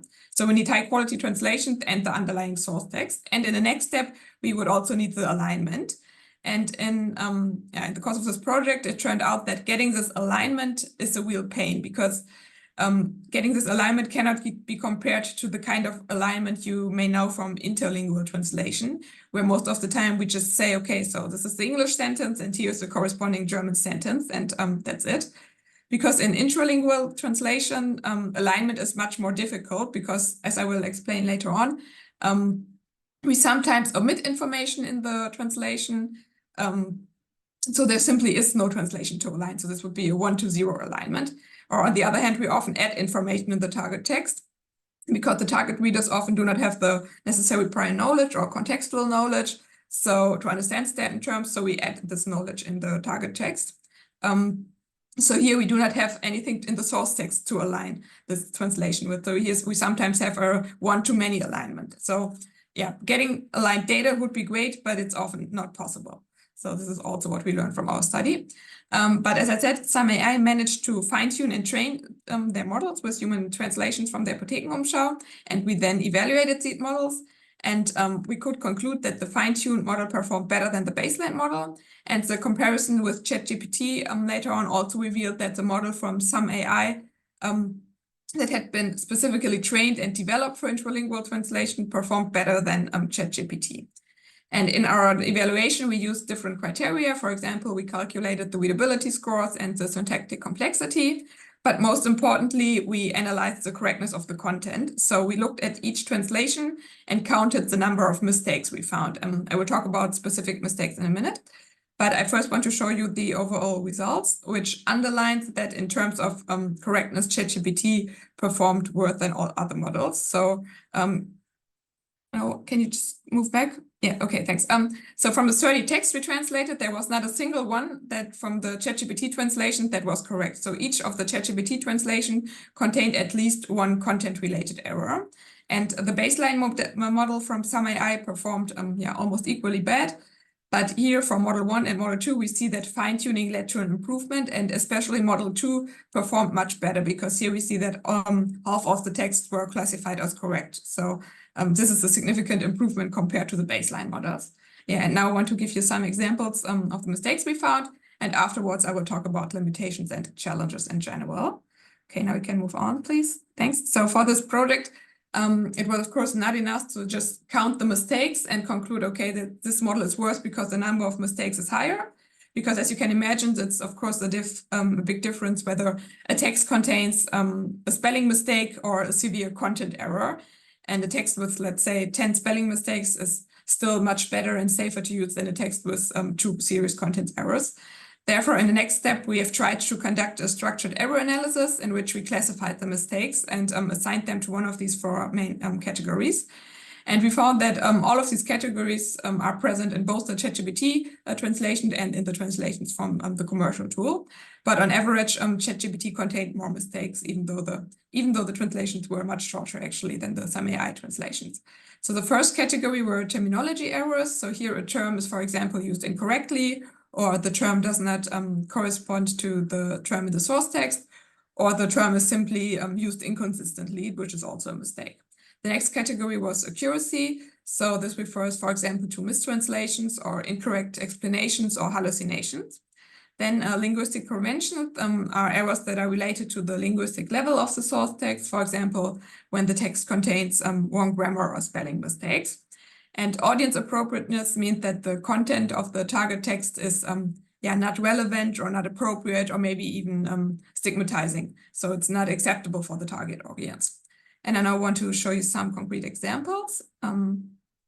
Yes, so what happened quite often was that the terms were simply incorrect or were not precise enough. So for example, in compound words, the tool sometimes only translated the morphological head of the compound. So here in the first example, the head plus 1 modifier was translated, but the first morpheme was left out. So instead of motorcyclist, the translation said cyclist. So this, of course, means that the word is shorter, yes, and easier to understand, but has a completely different meaning. So it refers to a person riding a bike and not a motorbike. So this was one serious mistake. And in terms of accuracy, we found that we sometimes encountered sentences which were simply incorrect. So the tool sometimes gave some advice which I'd rather not give to anyone. For example, in the translation, one sentence said, you can also take birth control pills while you are pregnant. And even without being an expert, I think it's safe to say that you should not do that. And then the tool also had difficulties translating statements with negation, especially when the negation part or the negation marker was part of the verb, or when the negation marker was a word other than not. So for example, the sentence in 14% of patient, the angiography does not reveal any narrowing of the coronary vessels was translated with in 14% of the patients, the coronary vessels is narrowed. So it's completely the opposite. So the tool forgot the negation marker, and in the German sentence, the negation was fused with the article, so keine. So it's the negated article like not in English, but here the translation was completely wrong. And the same happened in the next sentence. So the source text says it is advisable to avoid anything that causes additional damage to the joints. And the translation said the opposite. And you should do anything that causes damage to your joints. This was, of course, very bad for the evaluation. And then we found that the tool sometimes failed to choose the right preposition. So, for example, it said illness of food instead of illness through food. Okay, then please move on.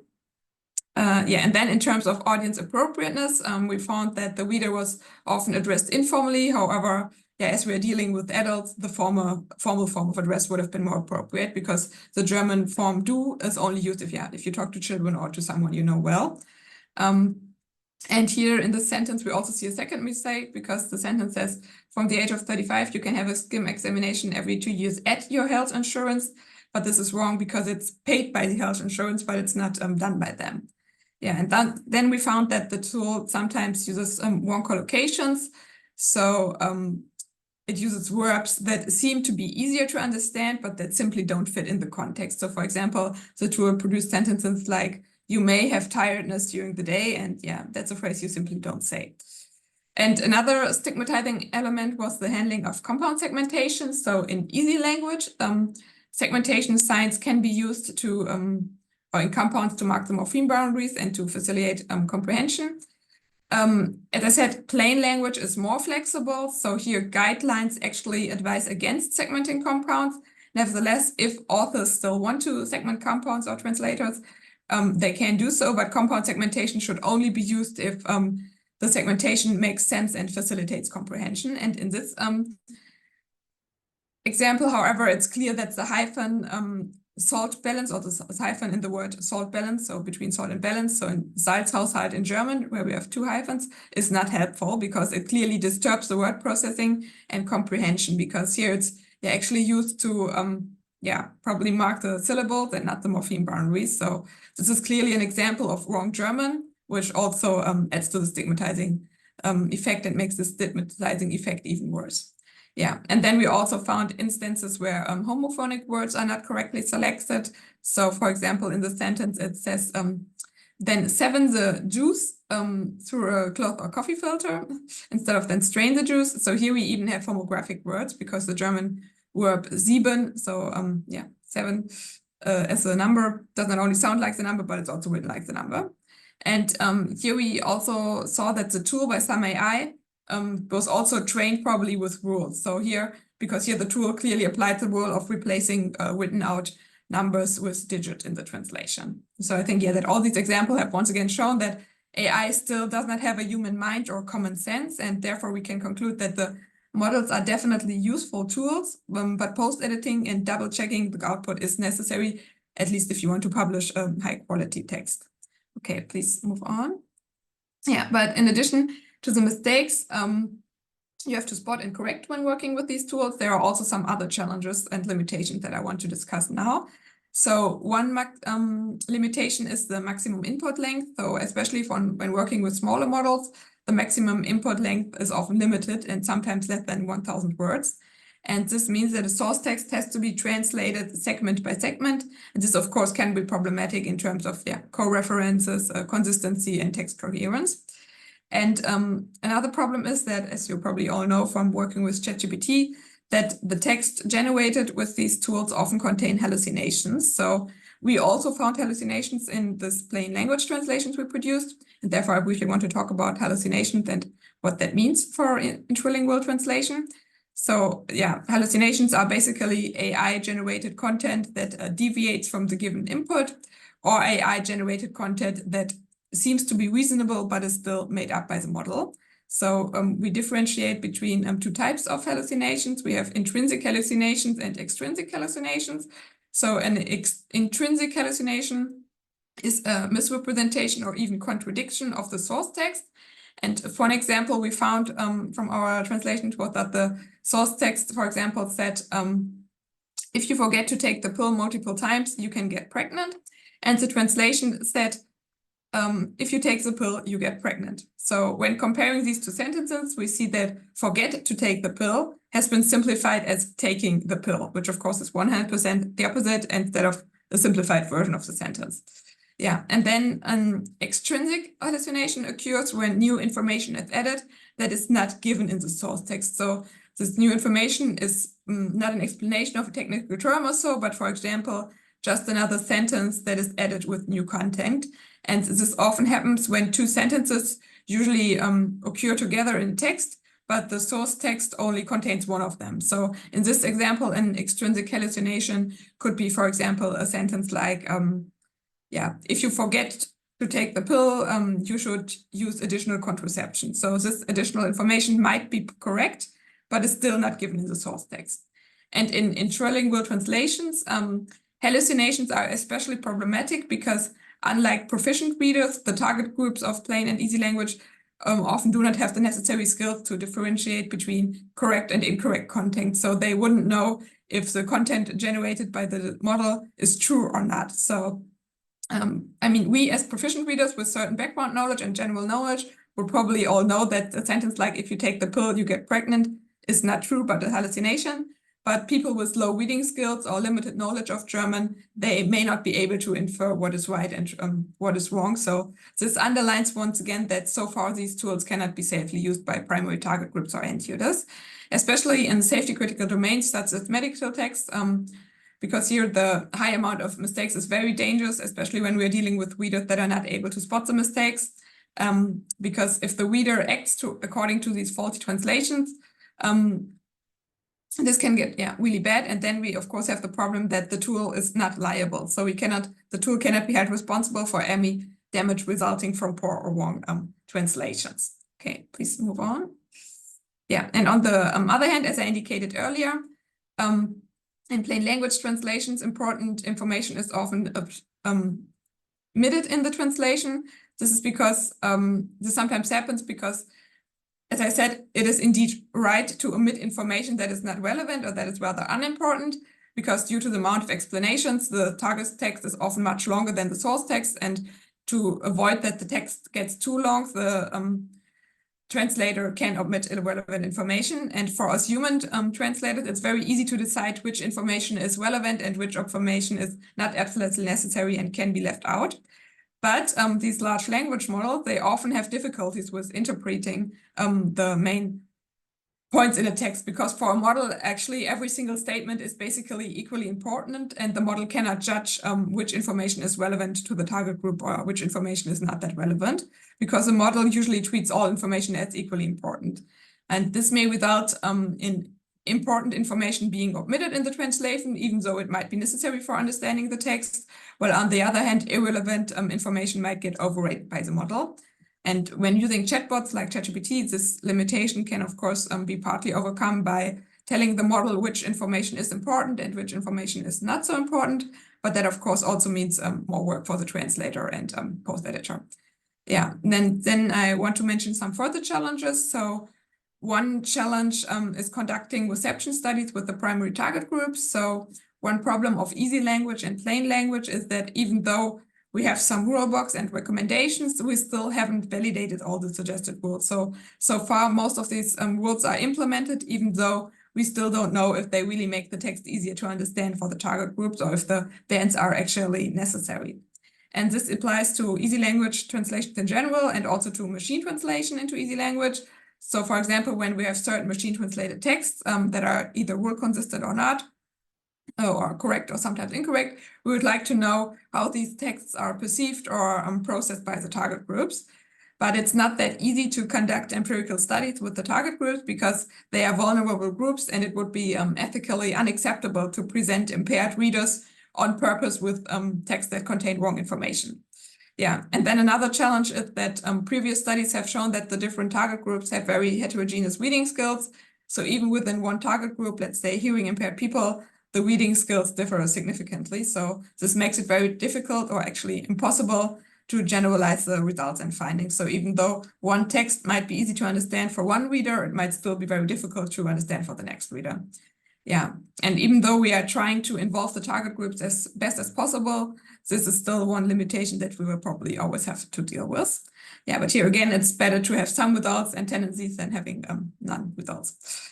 Yeah, and the problem on the text production side is that we've seen that identifying the mistakes and errors made by the machine translation tool is becoming more and more challenging for the post editors because, yeah, the content seems so professional and of high quality that it's very difficult to even spot the mistakes. So these tasks definitely require high concentration from the post editors and translators. Okay, I don't know if I have a last slide. Yes, okay. Just to conclude, so we can conclude that the current versions of the machine translation tools are not yet suitable for end users, but these tools can be used for translators and therefore can be used to make the translation process faster because the translators do not have to translate everything from scratch, but can just use the machine translation output as a starting point for the post-editing process. And this tool can also be used by experts. So experts could be, for example, content providers with expertise in easy or plain language. But here we have to conclude that they still have to be experts in these intralingual translations, and they have to know how post-editing works, because so far it's not possible to say that everyone who wants to publish information in easy language or plain language just needs the tool and that's it. Because that's simply not possible without having this background knowledge in easy or plain language translation. And our study has shown that post-editing is necessary, both in terms of the content and in terms of the language.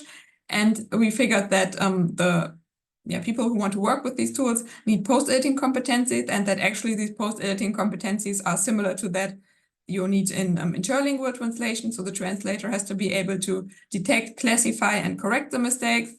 This in turn requires research competencies, and they need to know how to select and prioritize information, because due to the explanations, the translation is often longer than the source text, and to prevent the text from becoming too long, the translator has to select the information. It has to decide which information should be left out in the translation. And they have to be able to adapt the text to the prior knowledge of the target group. So they have to know where explanations are necessary or where they would be redundant and therefore not necessary. And especially when translating medical texts, the translators should be professional translators, because they are the ones, as I said, who are held responsible for the translation. So the tool itself is not liable, and therefore translators must be aware of the mistakes the tool makes. For example, in terms of negation, so especially in safety critical domains, it's not enough to just skim the text and that's it, because this could have fatal consequences. For example, in patient information leaflets, if the source text says, do not take more than 2 doses per day, and the tool omits the negation marker and the translator fails to notice that, then I don't want to be in the shoes of the translator. So that's it. And now Katja and Franziska will continue with the discussion. To sum up that what has been said for the 3 areas of communication.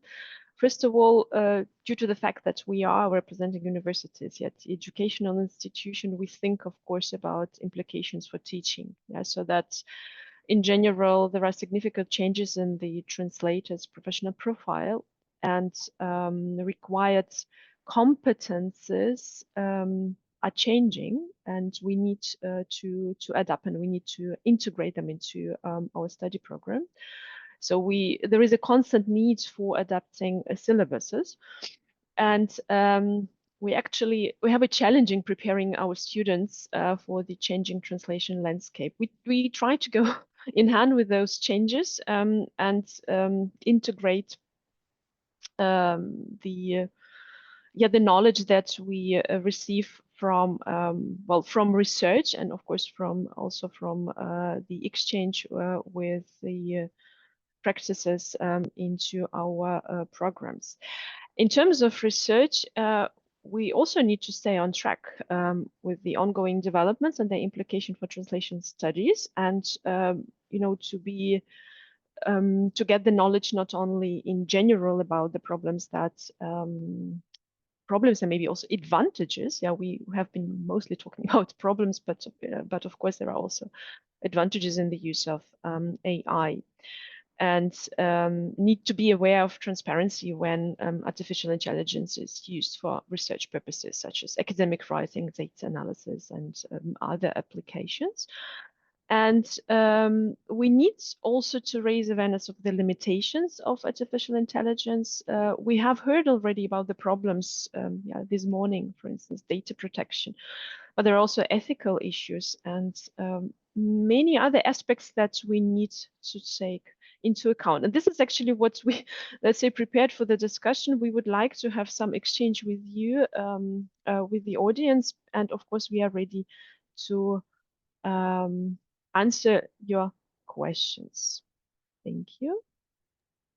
Thank you very much to all of you for the inspiring and insightful presentations. And it also shows that the important role of humans just to guarantee correct and high quality translations, and also the changing profile of translators and their skills.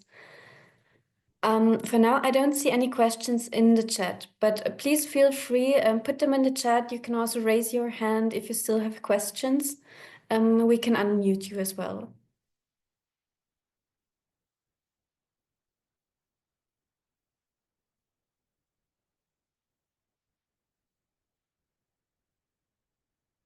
I think everything has to be quite clear to everyone. Also the aim of our workshop, actually. If there are no questions, I would say maybe let's do the break a little bit earlier. What do you say? Yes, so probably everyone is tired. Yeah, maybe. So we make a short break now and see each other again for the last two presentations at 11:20. Have a good break.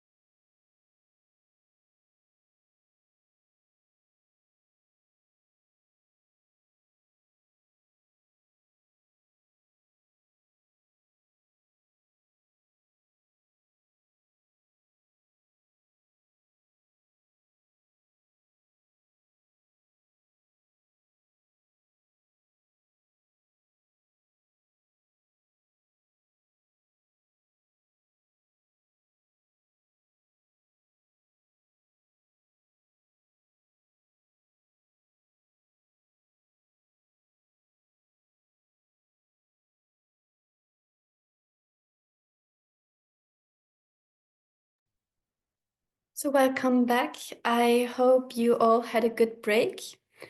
I see a hand raised. I don't know if that was a mistake or do you have a question, Nicole? I just unmute you just 1 second.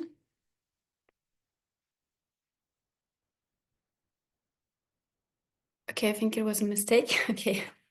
So we will continue now with Thorben Schomacker.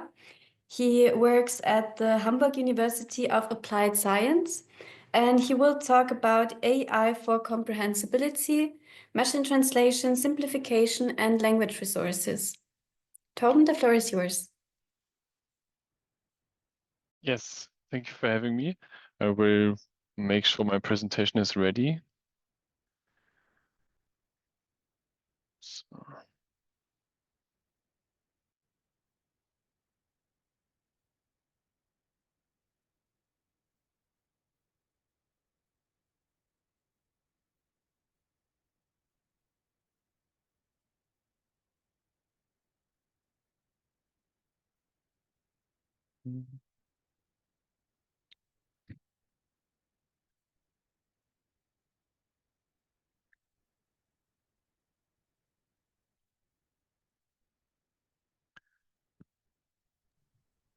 Perfect. Hello, everyone. My name is Thorben Schomacker. My presentation is about AI for comprehensibility. So since we are part of an event that talks about translation, I thought I start best with showing the mechanism behind translation from my point of view. So translation is, we have an English word cheese, and we have a human translator who has a certain understanding or real world connection to the word cheese, and is then able to translate it into the German word Käse. I think this perfectly boils down to the statement by Bertrand Russell, who said no one can understand the word cheese unless he has a non-linguistic acquaintance with cheese. This is also similar to Wiktionary's definition of meaning. It's the denunciation, referent, or idea connected with a word or expression. So in this case, knowing the real world cheese, and it's also the pronunciation associated with the word expression or symbol. So knowing whether cheese is delicious, yes or no. This is the linguistic idea of meaning of having a signifier, cheese, and a signified, the real cheese behind it. And this is called denunciational semantics. On the opposite side, we could also have distributional semantics, where the motto is, you shall know word by the company it keeps. A word's meaning is given by words that frequently appear close by. And when the word W appears in a text, its context is a set of words that appear nearby within a fixed size window M. So we use the many contexts, in the best case, all contexts, to build up a representation of W. It's of course impossible to know all scenarios where the word cheese appears in the real world, since one can easily come up with a new scenario, and thereby it's impossible to reach a perfect representation of W, but we still can try to do it. This principle was first introduced as collocation by J.R. Firth in the 1950s, and his most famous example is night and dark, which are words that influence each other in terms of meaning. So if it's dark outside, it's probably night, and if it's night, it's probably dark outside. So both way the words influence each other. Now that we know something about words and their meaning, we definitely want to do something with AI, neural networks, large language models. But the problem is text itself can't be used for neural networks, but numbers can. So we use this mechanism we've previously seen, this distributional semantics thing, to turn text into numbers. So the machine translation is similar to the human translation, but it differs in terms of it doesn't really have a real connection to the real world cheese. It never tasted a piece of cheese or have been walking through a grocery store seeing cheeses. It only has this distributional understanding of cheese in the terms of seeing sentences, documents, talking about cheese. So it could come up with the same translation services, but never has the same understanding or the same semantics we humans have, or part of our semantics. It's the same thing for intralingual translation. We have this English word ubiquitous, and it's again represented by this distributional representation, and it's then replaced or translated with a more common or simpler term, common. So now that we know the mechanism behind machine translation, I want to showcase or give you a little more technical details about language models and the foundation they are built on top. So language models are pretty good at predicting the next word. So try to do it on your own. The water of the ocean is so beautifully, and then you have to fill in one word that is the next. I did the assignment on my own, and I've come up with blue or green because I think those are beautiful colors or adjectives that you could, or attributes that you could assign the ocean to. It could also be brownish, I guess, but I don't think it's beautifully then. So what I did in my mind, and you did maybe too, is you've chosen the terms with the highest probability and rank them internally. So a possible color is brown, but brown is not beautiful, so I assign it a very low probability. I think blue is far more beautiful color, so I assign it a high probability. And what I did and you did internally in your mind is also the mechanism that large language models or language models do. They assign probabilities, so likelihood, to each possible next word that they know. Equivalently, they have a probability distribution, so a probability distribution of a possible next word. And these language models could also work on sentences, subwords, or any other building block of language, and assign probability to those building blocks. Language models are also n-gram models.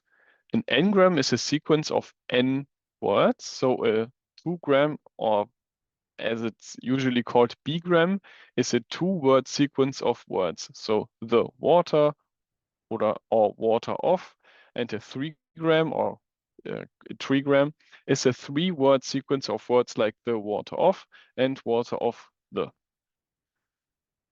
So our language models evolve further.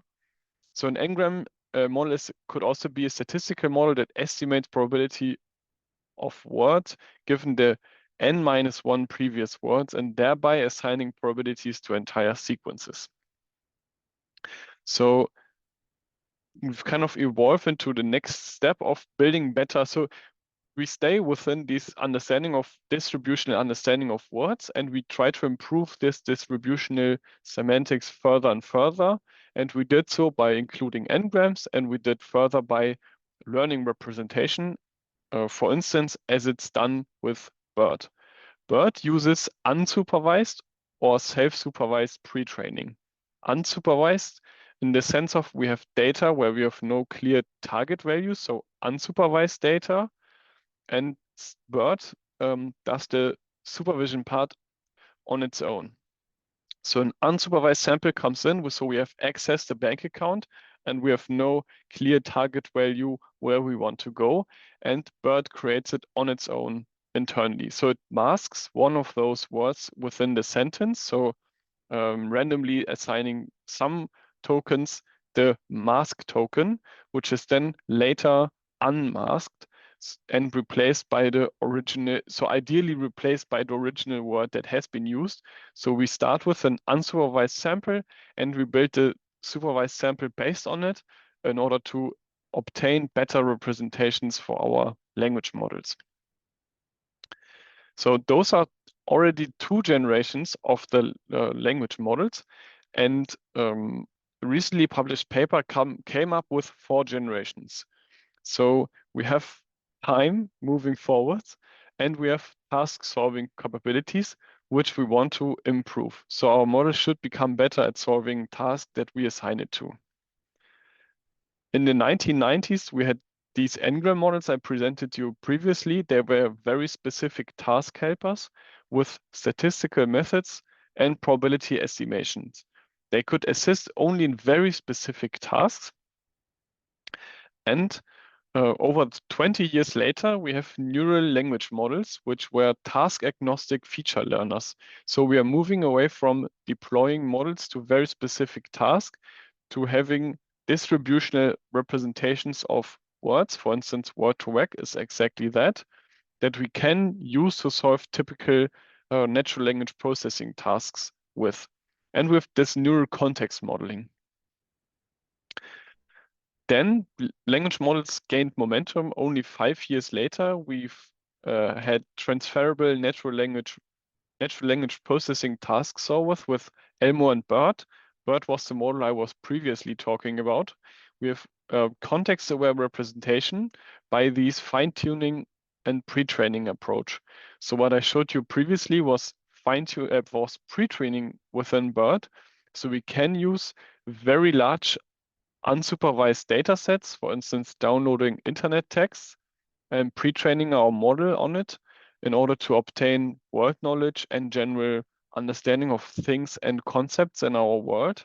And then we can apply a very task-specific fine-tuning with very narrow and small data sets, but still achieving very good performance since our model learned so many things about language and the world around it based on pre-training. With these new models, pre-trained language models, we are now able to solve various natural language processing tasks.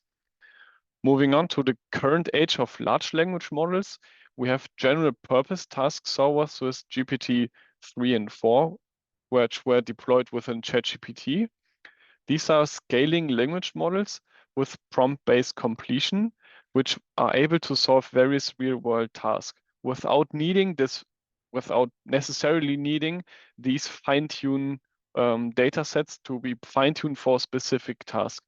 You all probably have tried to do something with GPT models, which they weren't trained on, but still were able to solve to a certain degree.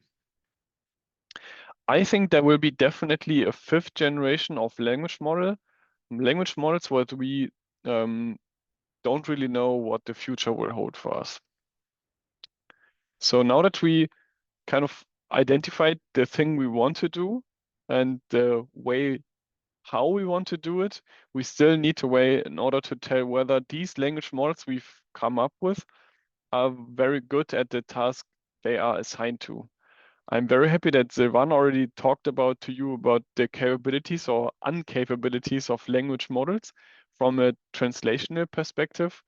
I want to give you now a little more insight into how to automatically evaluate the performance.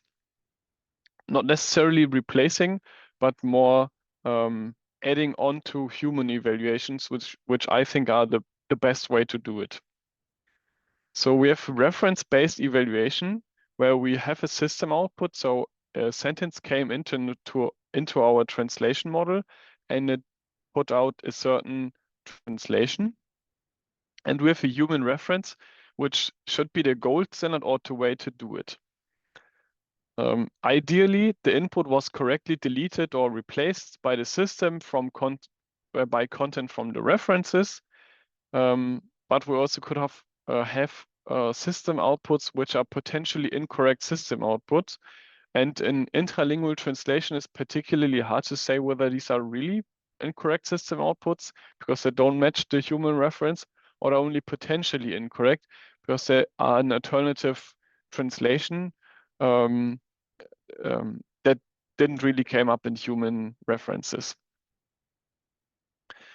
One of the most famous ways to do reference-based evaluation is Rouge-N. In Rouge, we came back to this n-gram representation of things, and so to translate Rouge-N, I'd like to set our n to 1, so we compare unigrams to each other. We have a reference and a candidate. Reference is our gold standard from the human generated by human translator, and we have a candidate translation, which was translated or generated by our system that we want to evaluate.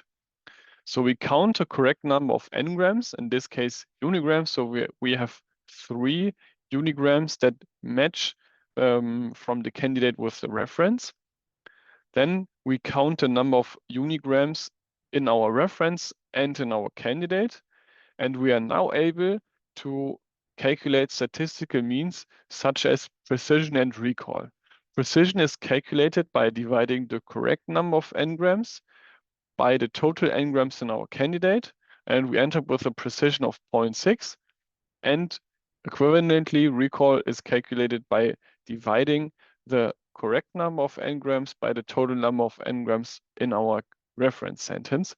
And we come up with a recall of 0.5, and we calculate the statistical mean of precision and recall, F1, and end up with a F1 score of 0.55. We can exceed n in order to have a more precise and more strict form of evaluation. So we increase it to 2 and count the number of correct n-grams. So we now have only 1 correct b-gram, and we count the number of n-grams again in our reference and in our candidate, and we end up with a much lower precision and recall, and thereby a much lower F1 score, but with a more deeper understanding and more strict way of telling the quality in our generated candidate. So I've set up n before I did the evaluation, and this is also the part of the problem of using Rouge n. One has to come up with the perfect n and evaluate with this n value all the candidates that are generated by our translation system, which is a very hard thing to do. So therefore, most oftenly, Rouge comes in the flavor of Rouge L, which uses the longest common subsequence within our candidate sentence, which does not necessarily need to be consecutive. So in this case, the longest common subsequence is the length of 3, and we come up with the same score we've previously seen for Rouge 1, which in practice doesn't necessarily needs to be the case, but it solves the problem of still being able to use Rouge, but don't have to preset the n value before we ever seen any of our data. Alternatively to Rouge, one could also use Bleu. The idea behind Bleu is n-gram precision. So we still use n-grams and combine it with this. So we still want to calculate precision and stick with the idea of calculating n-grams. But if we only divide the number of correct n-grams by the number of total n-grams in our candidate, which I framed as being the naive Bleu one, we've come up with a very odd score that doesn't really match the quality. So if we look at candidate 2, which consists only of the word the repeated 5 times, we have a perfect naive Bleu score, which is not my understanding of a perfect translation of either reference 1 or 2. The problem remains the same for different examples. So even for candidate 3 and candidate 4, which are both better translation than candidate 2, but still not perfect translations, we first could think maybe b-gram solved this problem, which looks kind of okayish for candidate 4, but candidate 3, which is a really perfect translation, remains 1. Candidate 4 kind of gets a not so good evaluation score, but still, I think it's not the best way to do it. And candidate 5 definitely highlights why this is not the best way to do it. It doesn't really matter how high we increase the n value within Bleu. Candidate 5 still remains the perfect translation, although there's definitely information missing when we compare it to reference 2. So we know there is a cat, but we don't know where it is. So we need a way to penalize this information. Oops, sorry. So we need a way to penalize this missing information.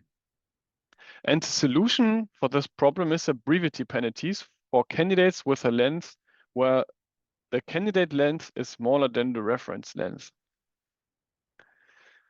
And we do it by calculating this brevity penalty. It's based on two values, C, which is the predicted length, our candidate length, the number of words in our candidate, and R, which is the number of words within our reference or target value. If C is larger than R, the brevity penalty becomes 1. So basically longer sentences than our reference are not getting penalized at all. And sentences that are smaller, candidate sentences that are smaller than our reference sentences, getting penalized the more the shorter they are. So the regular or the full blue score is this brevity penalty times the geometric average of all precision scores based on all precision scores that we've calculated for n, for large n. Blue large n means that so if we have blue large n equals 1, we use the unigram precision score. Blue 2 uses the geometric average of unigram and bigram precision. And moving on, blue 3 uses the geometric average of unigram, bigram, trigram, and we can set the n value to an arbitrary value. So combining now our knowledge with this brevity penalty, we've come up with a evaluation that matches my human evaluation. So if we calculate the brevity penalty, calculating it by the perfect score of candidate 5, we come up with a blue score of 0.47, which definitely matches my human evaluation of candidate 5 being half right. The other half is missing. So when we compare rouge to bleu, bleu focuses on precision, since it is n-gram precision, how many words in the candidate model output appear in the human reference, and rouge focuses on recall, how many words, n-grams in the human reference appear in the candidate model outputs. Since both are quite easy to calculate, I always argue for including both to gain a more complete picture about the quality of your generated outputs. We stay in the same realm of reference-based comparison, comparing our output to the reference output, but we do it a little different. So consider the reference X. The weather is cold today, and the candidate X hat, it is freezing today. Both are in terms of exact phrasing very different. But in terms of semantics, so both freezing and it's cold are semantically quite similar, if not the same. And we want to have a form of evaluation where those semantic synonymity is considered.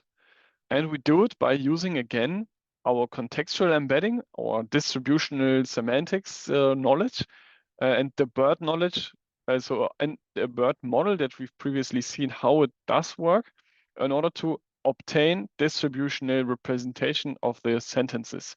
So these stacked dices are vectors in our vector distributed vector space, and each word is assigned one of these vectors, and we are then able to combine to calculate the pairwise cosine similarity. So cosine similarity basically means we have a distributional representation within this vector space, and we measure the distance between two of these vectors via the cosine. We can then calculate the maximum similarity values, and we see that we see these values, which we can again use to calculate recall and precision. So we again calculate recall and precision, but have better understandings of our words since we use these contextual representations. And to even put in a little weight, we can calculate the inverse document frequency to have not only a regular recall, but a weighted recall based on feature importance.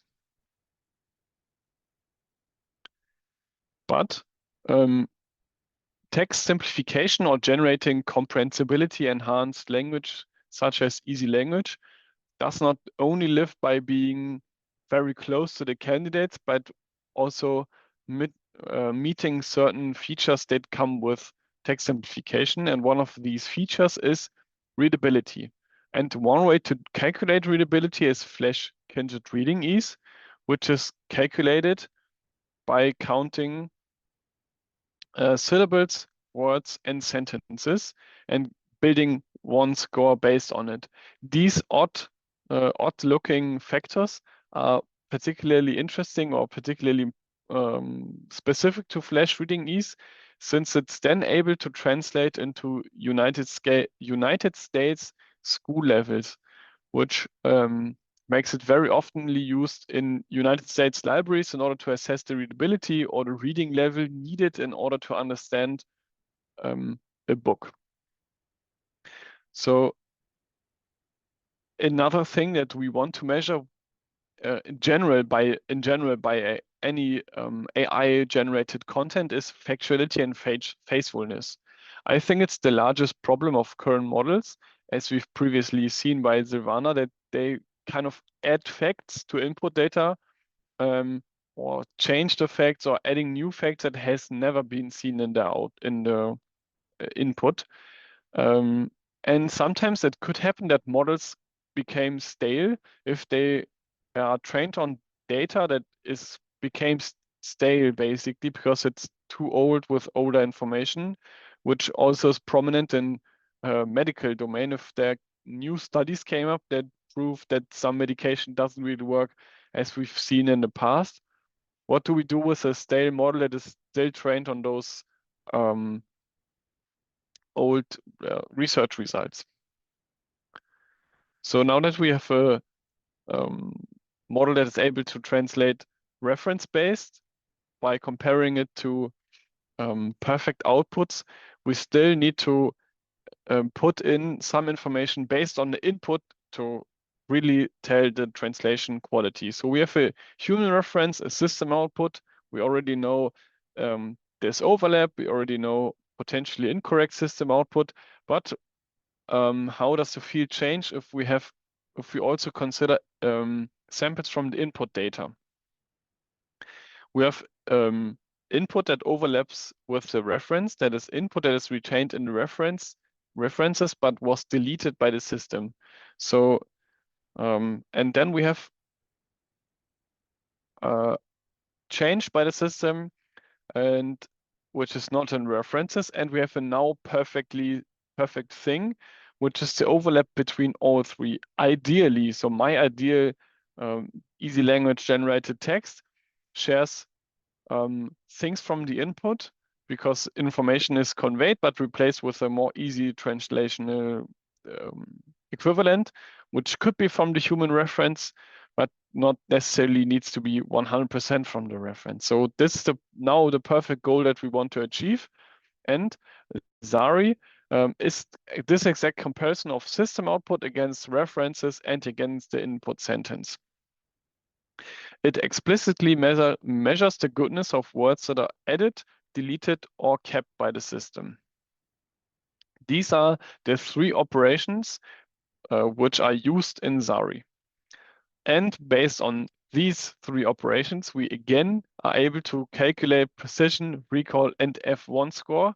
And we do precision for all operations and recall for all operations in order to gain the complete understanding whether our model in comparison to the input and the reference made the perfect translation, so to speak. So not only comparing it to the reference, but also comparing it to the input. Still, we want to have better forms of evaluation for text simplification because it is a very hard to solve task. And we don't really cover all aspects of intralingual translation by only using the previously seen metrics, which is the reason why LENS was developed. LENS is a learnable evaluation metric for text simplification, which was the first supervised automatic metric for text simplification. Automatic means that we have a data set with inputs and targets. These targets is a corpus of 13,000 human judgments on 2,800 simplifications from 26 systems. It's an English-only metric, but I think it's a very good way to evaluate translation. So we now move away from comparing it to references, but comparing it or generating automatic human or learning to generate judgments that should be very equal to human judgments.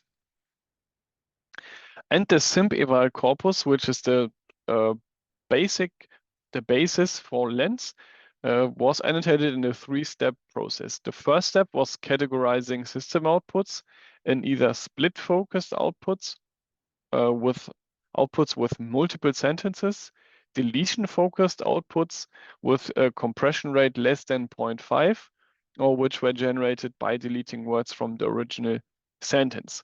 And the remaining outputs are all paraphrased focused because they don't really split a sentence or deleted anything. And annotators can adjust the initial automatic categorization during the training process and basically coming back after understanding more and more about the general outputs. In step 2, and so the goal of step 2 of highlighting edits is that the annotators notice changes made by the system and eventually improve the accuracy of their rating. They used a state-of-the-art word alignment model to highlight and classify the edits. Similarly, they have 3 kinds of edits: deletion-based, which are phrases or words with no match in the modified output; paraphrase edits are new phrases or words edified or modified; and thirdly, we have split edits, where any edit periods or end of sentence markers are added. And the third and last step is ranking and rating system outputs, where annotators rate the quality of system outputs on a 0 to 100 continuous scale. So now that we have language models to solve our task and we have evaluation forms to evaluate how good they are, we still need, from my point of view, data to tell our models what to do. And Jan LeCun put it in very good words: large language models still require enormous amounts of data to reach a level of intelligence that is not great at the end, which we've seen by these evaluation forms. We did a study in 2023 where we've investigated German text simplification data based on scientific publications. And it's very easy to see that there's a tendency to employ news data sets and a tendency to in very few cases only politics and governmental texts are used, although maybe this is a more pressing domain to have good easy language translations. Furthermore, most of these,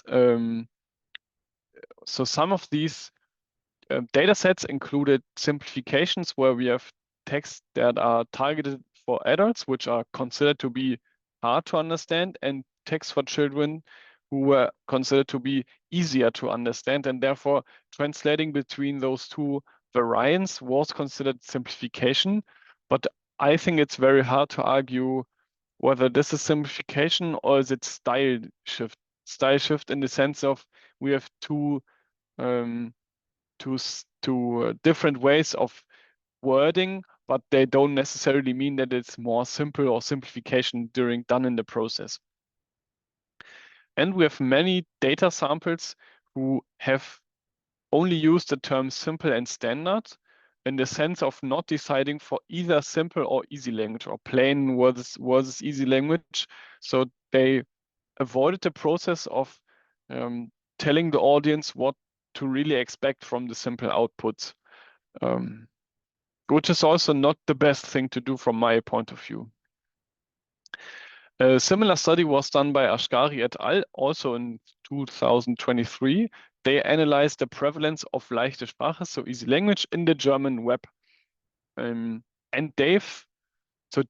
so how to read this table? It is so on the left-hand side, we have categories, and on the rightmost hand side, we have the percent of easy pages in total for this category. And these entries are sorted by the percentage of easy language pages. So news, again, has a very high amount of easy language pages, and science, government, and regional offices have the lowest proportion of easy to read or easy language content on their web pages, which is, again, not so good from my point of view. This prevalence study motivated us to do another prevalence study of parallel documents on federal states, so German Bundesländer. And this, so a parallel document is a document where we have a standard or hard to understand German text, and we have an easy language equivalent. And there are only very few federal states who have at least one of these parallel documents. So we looked into the capitals of the federal states, so Landeshauptstädte, which interestingly have more of these parallel documents, but there's still room for improvement. Very interesting to see. That's why it's in parentheses. Magdeburg has a live AI translation already running on there, or had in November 2023, running on their homepage to generate on-demand easy language translations. We did not investigate whether these had good or bad quality. We excluded Magdeburg completely since we wanted to have the static parallel documents. I think easy language also lives based on the fact that it's more than finding easier terms doing lexical simplification. It's a concept including different modules, so to speak, in order to improve the accessibility and comprehensibility of text. And one way to do it is the use of explanatory images for accessible text. From my point of view, they are very pivotal since they motivate people to read text, and they also improve the understanding of text. The problem is that images available in online databases are not necessarily tailored towards the text. So we have very generic images to very specific text, and the translator or the editor tries to find a good way or good images to underline the points made in the text. And the creation of customized images is quite expensive if we let it be done by human illustrators. So the question definitely arises whether text-to-image generation models could help in this scenario. Anschütz et al. Did a study in 2024 where they firstly benchmarked 4 open and 3 closed source models for image generation. They also did a user study with the target group, which I think is still the best way to examine the understanding and compliance part for easy language images. And they analyzed whether these images met the requirements. And some models showed remarkable performance, but none is ready to be used at larger scale without human supervision. Thorben, may I shortly interrupt you? You have 1 minute left for your presentation. Yes, this is the pre-final slide, so to speak. Perfect.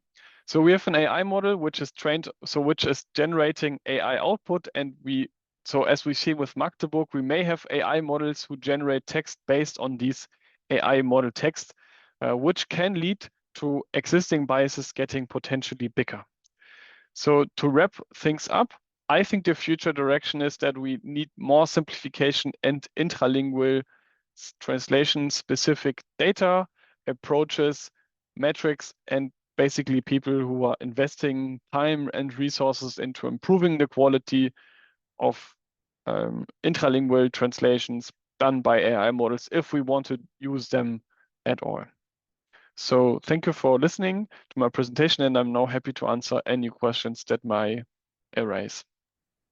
Thank you very much, Thorben, for the very interesting presentation. I'm just looking into the chat if we have some questions. Thank you for these insights into the history and mathematics of AI. I may have missed part of the introduction. I haven't heard Sari, Lens, and Simplification before. In which AI systems are they in use, or was this a research overview, or is this an easy language specific thing? Very good question. So we don't really know which models.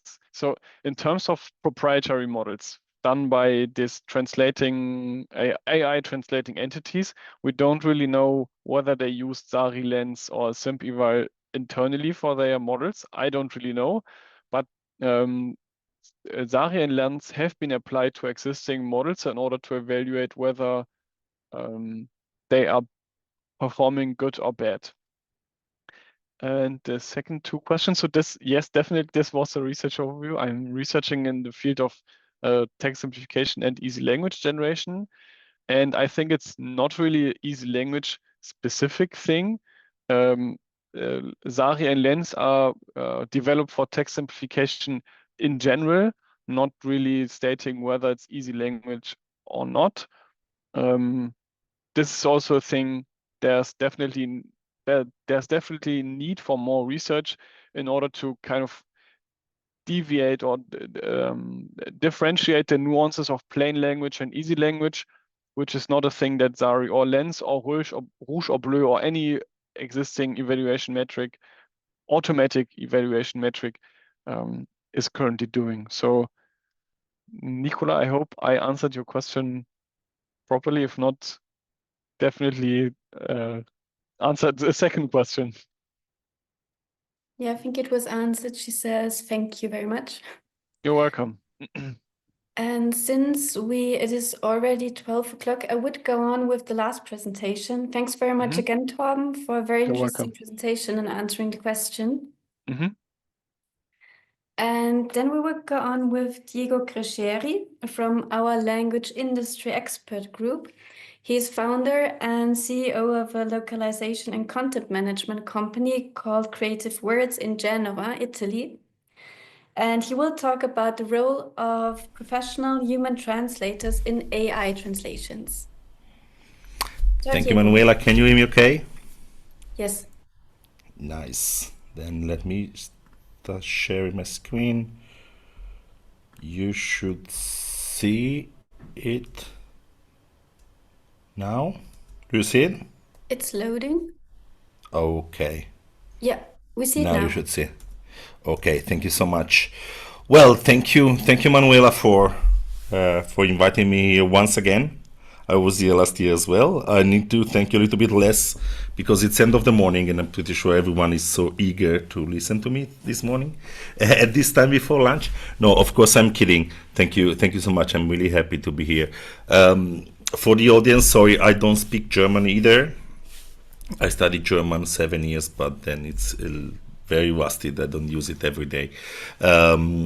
You introduced myself already. I'm Diego Cresceri from Lind Group, which is the most interesting role why I'm here today, I guess.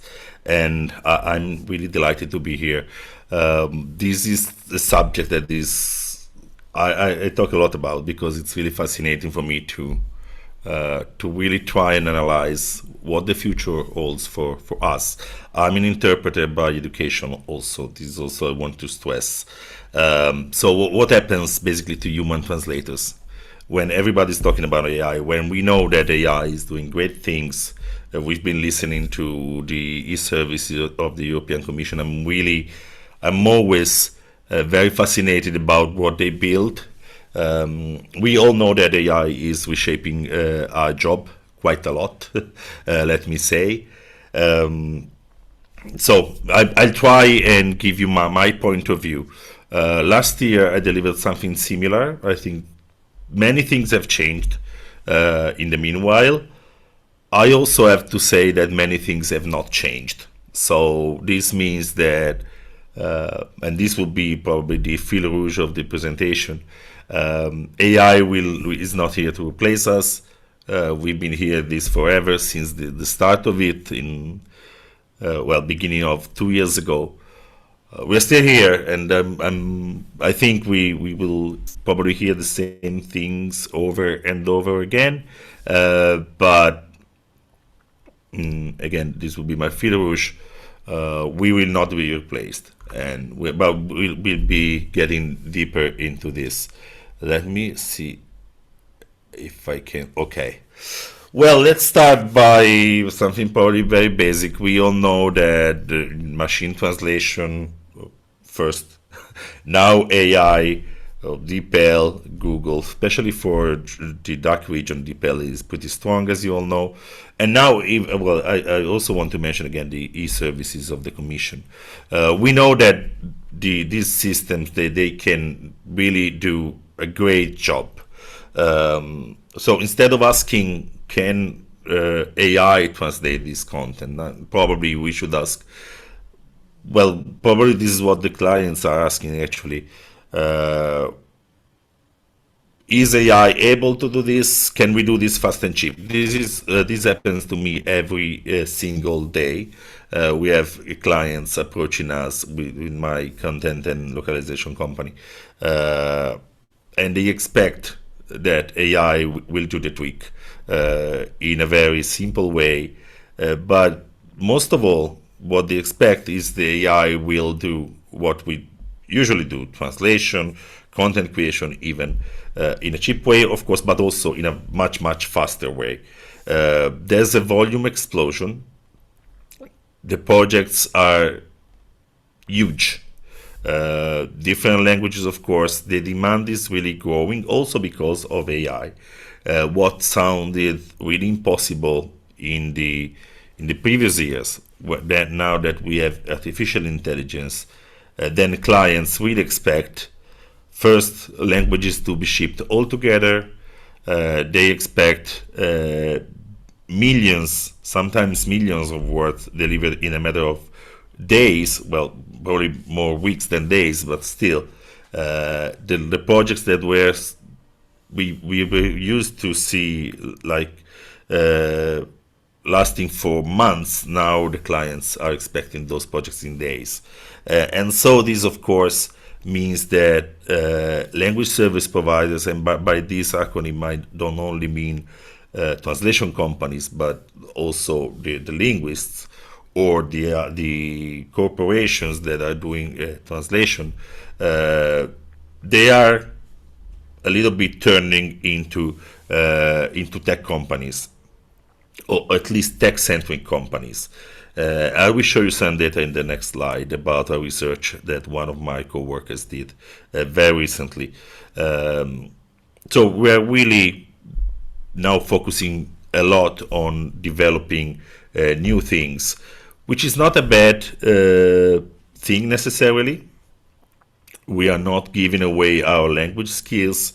We are adding on top of our language skills other skills, and we will see those in details that are more, of course, on the technical side. So it's, I think we are becoming, and I'm talking about my company, but again, this relates to all language service providers.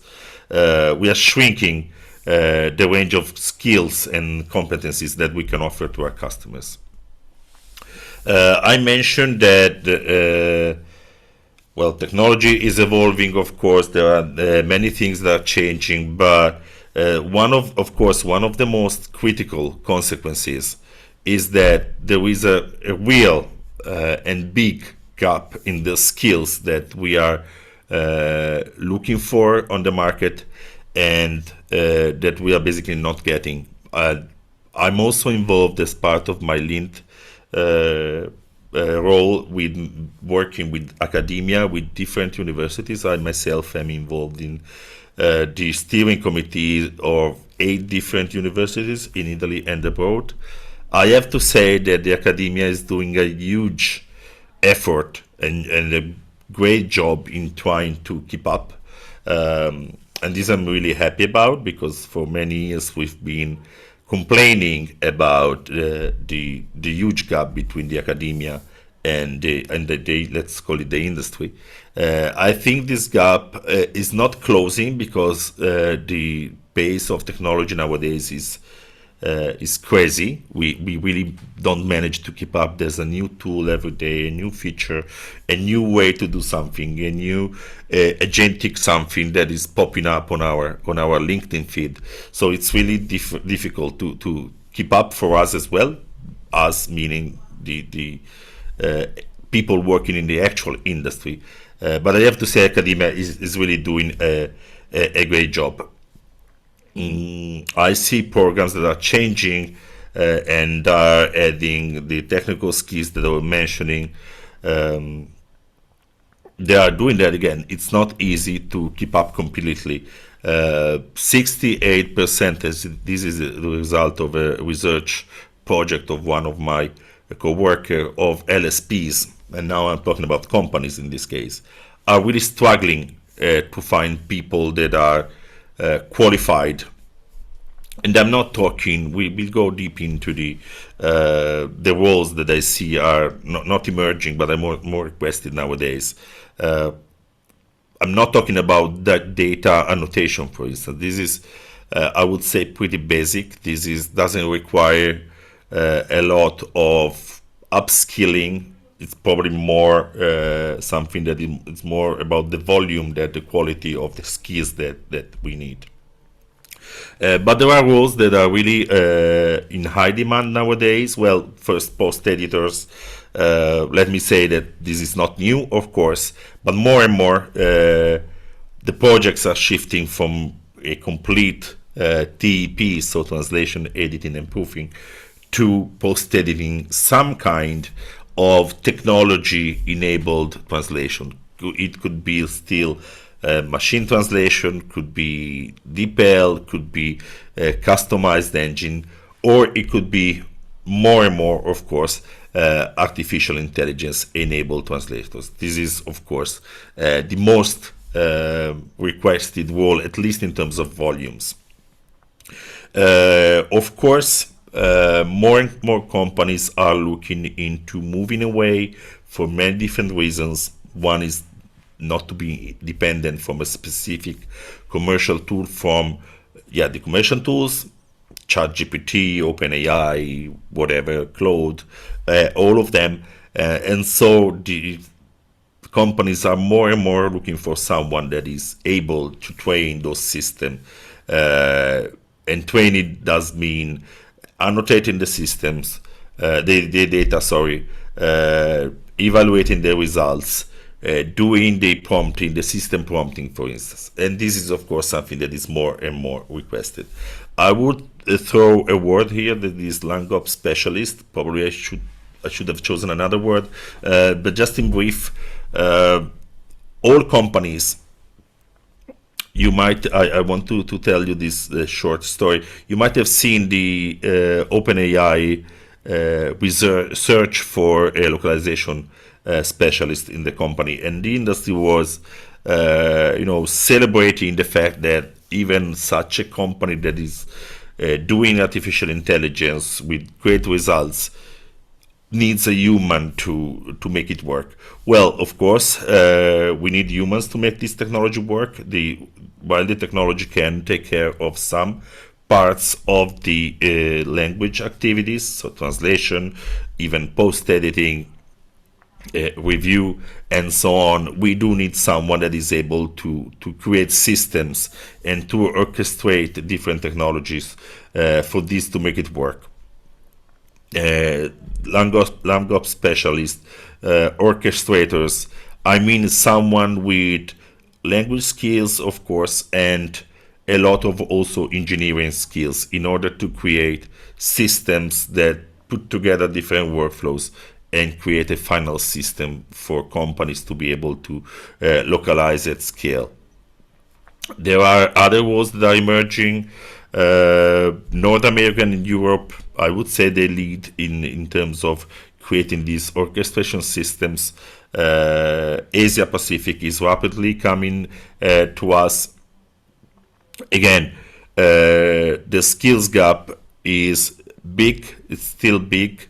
We are trying to catch up. There are also different companies that have created their own training pads for to train these experts.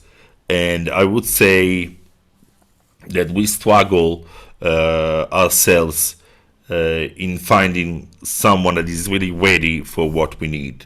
While, of course, 10 years ago, finding a good translator was easy. Now, finding someone that has all this complex ecosystem of skills is becoming more and more difficult. And this is why we've also created our own learning paths, of course. I mentioned this already, machine learning, AI, automations. In the thesis done by my co-worker, I don't have the full data here, but every single job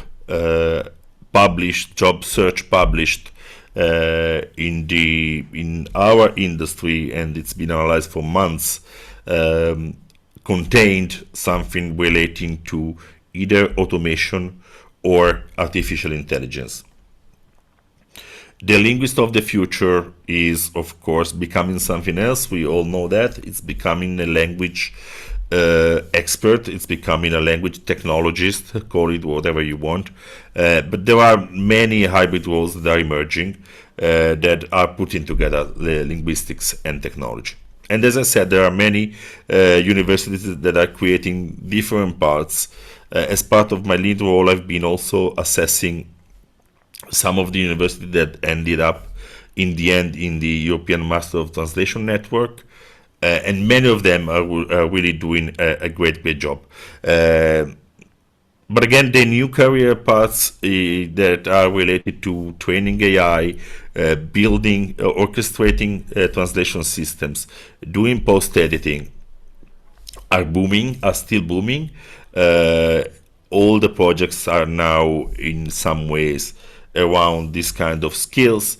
Declining roles, I'm sorry to say that pure translation positions, be it in corporations, so on the enterprise level, then on the LSP or translation company level, or even in freelance setup, pure translation positions are really decreasing.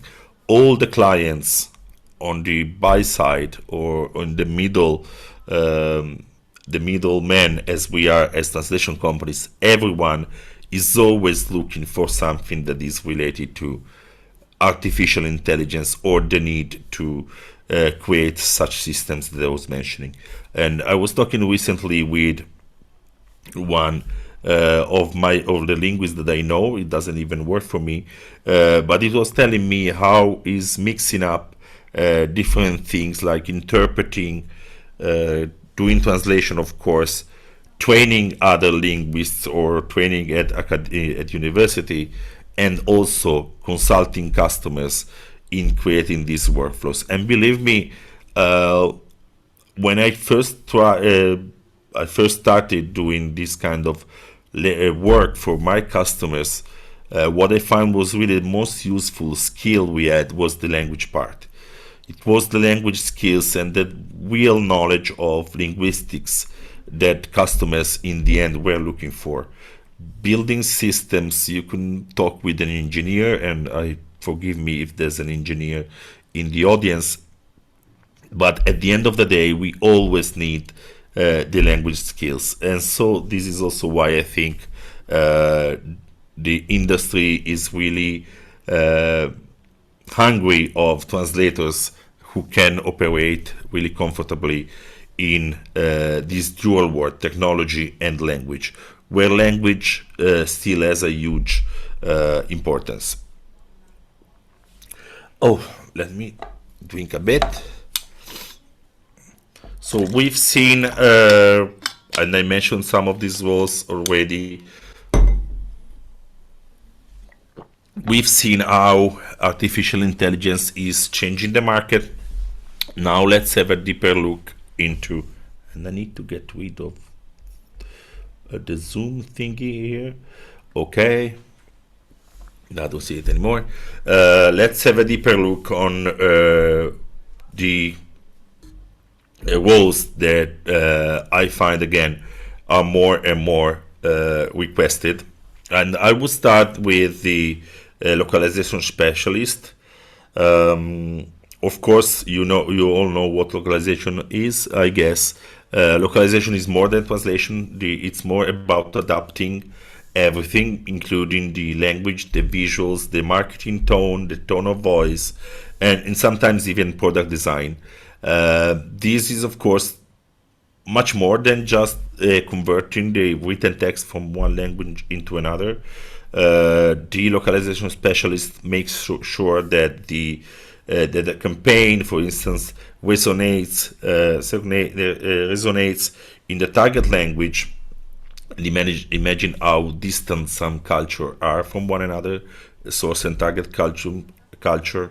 And so imagine localizing a marketing campaign, a slogan. It really takes someone that is, of course, knows the source language, but is really an expert on the target language and the target market, of course, and target culture. Why I say this is a new career opportunity? Well, of course, because machine translation first and AI, at least for now, is really not able to find this cultural fit and cultural match. And so this is a role that I see is not probably the newest one you can think of, but it's something that is, at least for now, it's safe, let's say, in the industry. Post-editing, I already mentioned, someone refining the content that has been translated, sometimes even generated by the machine translation or the artificial intelligence. I put here on the slide to meet quality standards. Remember that there is not a unique quality standard that is requested by the customer. We all know that sometimes projects don't need the 100% quality that a full translation project might need. So post-editing specialist, one of the biggest skills is adapting to the quality standards requested by the customer for that specific project. AI language specialist. This is a role that we have built in our company. Well, there are other companies with a similar role, of course. It's not something I invented. But I want to stress a bit more and maybe even slow down a bit here on this role, which I found really fascinating. And I will explain what this role does by telling you the journey of my employees. So I had 2 linguists that started working with us on a freelancer basis, and mostly they were doing subtitling. So they had a linguistic expertise very specific to a given service. After a couple of years, 3-4 years, I hired these 2 people because we were quite growing. And then AI came. Of course, when they started working on a employee based with us, they started doing other things than just on top of just subtitling. So they had already developed some other skills, localization and doing audio and so on. So not just subtitling. When AI came, I recognized there was a need for someone that was really able to work with AI tools. And as I mentioned, those people are really the linguists more than if not more, at least at the same level as engineers. Because I needed someone that was able to really build AI supported workflows and orchestrate different systems together. I asked my team, these 2 linguists, to add the skills that they needed to do this upskilling, and I'll tell you what they do today, because that's the best way to explain. Basically, most of the projects we get today as translation and content companies, we propose the customers different workflows. One of them, of course, is something that is involving artificial intelligence in a way. We don't just do the post-editing part. Sometimes clients will forbid us from using artificial intelligence in any form, but sometimes they are more open, and more often they require us to at least propose different alternatives. So basically, it's in those people, those two AI language specialists, that do a sort of triage of when the project lands in our inbox, and they do a first analysis whether the project is appropriate or not for using machine translation. This has, of course, to do with compliance, with the languages involved, with the kind of content, and with for instance, the schedule of the project. So there's a first triage done by these people, and if we go on with any form of AI translation or content creation, it's them that create, using Python most of the time, create the prompts and the workflows that are needed to produce the output that we need. Again, translation or multilingual content creation.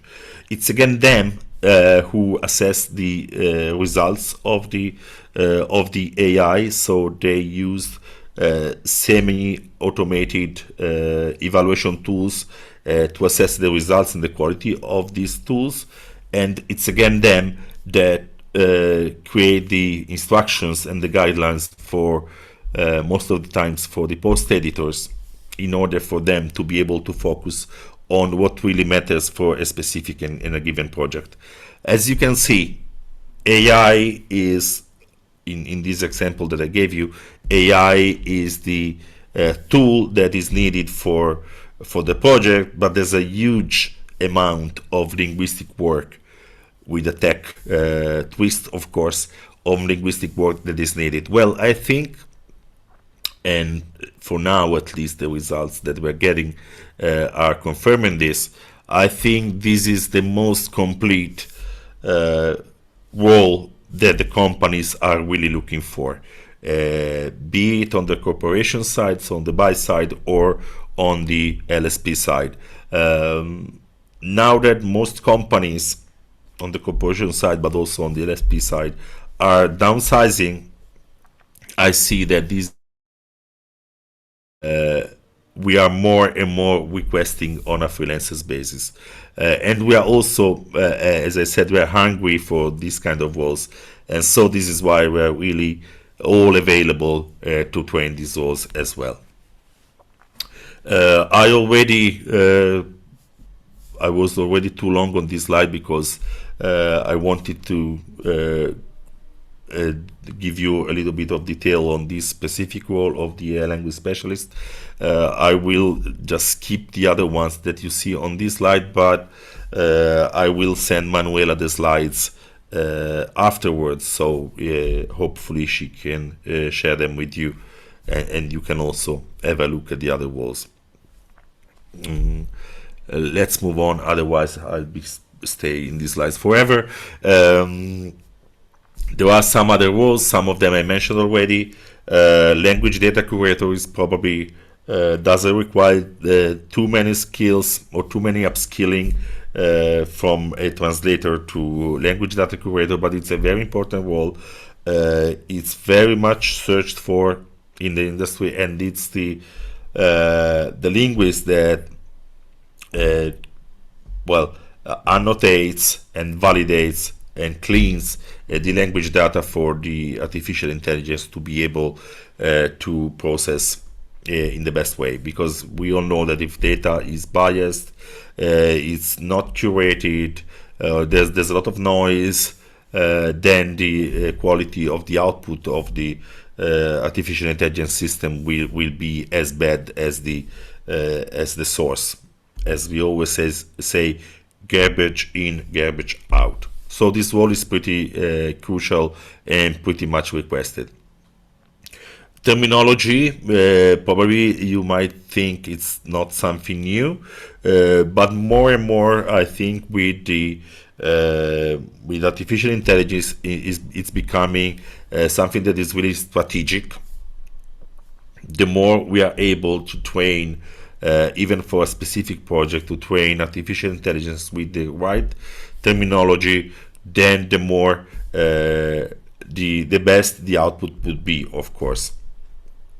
Terminologies today probably don't work with Excel or even multi-term. They are used to work more with large data sets, huge term bases, different ontologies.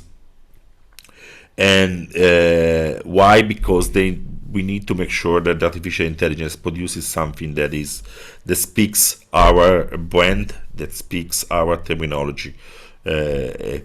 So it could be for marketing content, could be for technical content, and so on.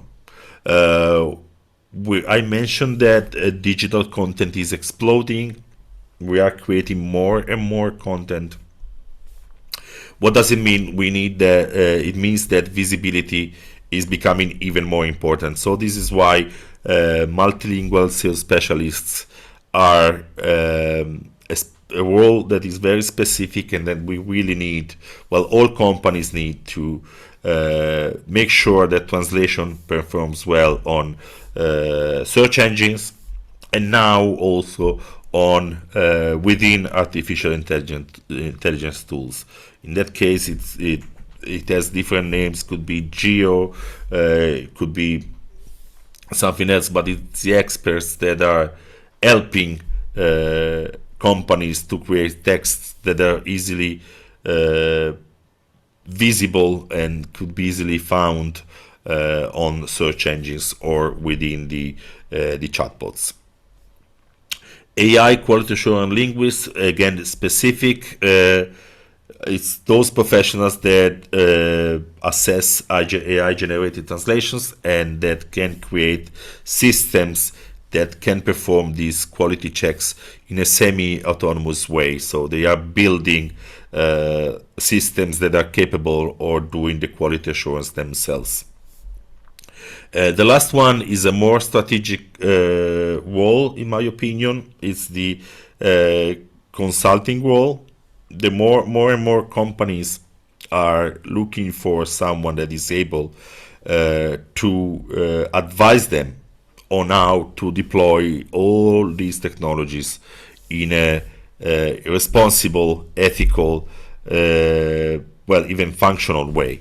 So those are the consultants that really help bridge the gap between the corporate goals, so the goals of the final company, ethics, and even user comprehension, because more and more translation, in my opinion, will be assessed not by the how much it costs per word, for instance, but how the user will be understanding and how the companies will be impacted by the translation. So we'll be hearing more about the impact rather than the cost of translation. At least this is my my hope. There are again other roles, prompt engineering. I thought this was quite of a role that would disappear pretty soon. I have to say that it's still very much looked for by companies. For some reason, I thought the AI would become better in creating the prompts themselves, or that it was this was a role that it was quite easy to build. I have to say it's still a critical role. I can think multilingual content creation, so someone that is able to use AI tools and to train them and to assess them in order to create content in a multilingual form, and different things. I mentioned the post editor. Again, someone together with the multilingual content creator, someone that is able to work on the output of machine translation in a multilingual fashion to make sure that the AI is working correctly. before I move on to the next slide, I will have a sip of water. So here is a summary again. The traditional was pre-AI terminologies could be on both columns. So on the left of the slides, you will see roles that are really focused on the mastery of language. Translator, terminology, linguist, interpreter, and proofreader. Of course, that we have always had in our industry a little bit of technical skills, but of course that is probably more stronger on the right side of this of the screen here. As I said probably too many times already, many years ago, the linguistic skills were enough. So mastering a language, maybe two languages on top of your own was quite enough. What we are doing now is we are adding new dimensions to this.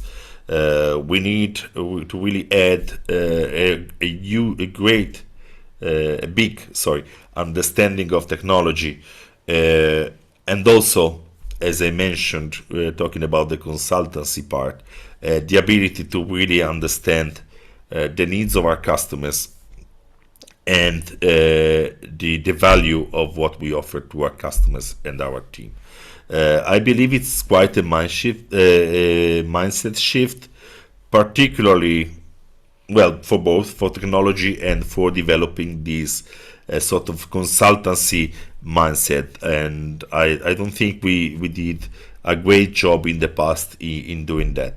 We've always probably undervalued the value of what we offered our customers, talking about word price, cut grades, all these things that really connect what we deliver to our customers to a unit cost. And I believe the challenge here it's becoming more and more important to develop a different mindset and to be able to make our customers really understand the value of what we offer in terms of results, in terms of impact.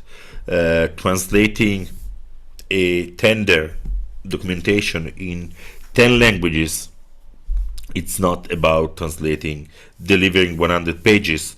Well, it's about that, of course, but it's about opening the possibility for our customer to take part in the tender and maybe win a project that is worth years and years of cooperation, and huge revenues.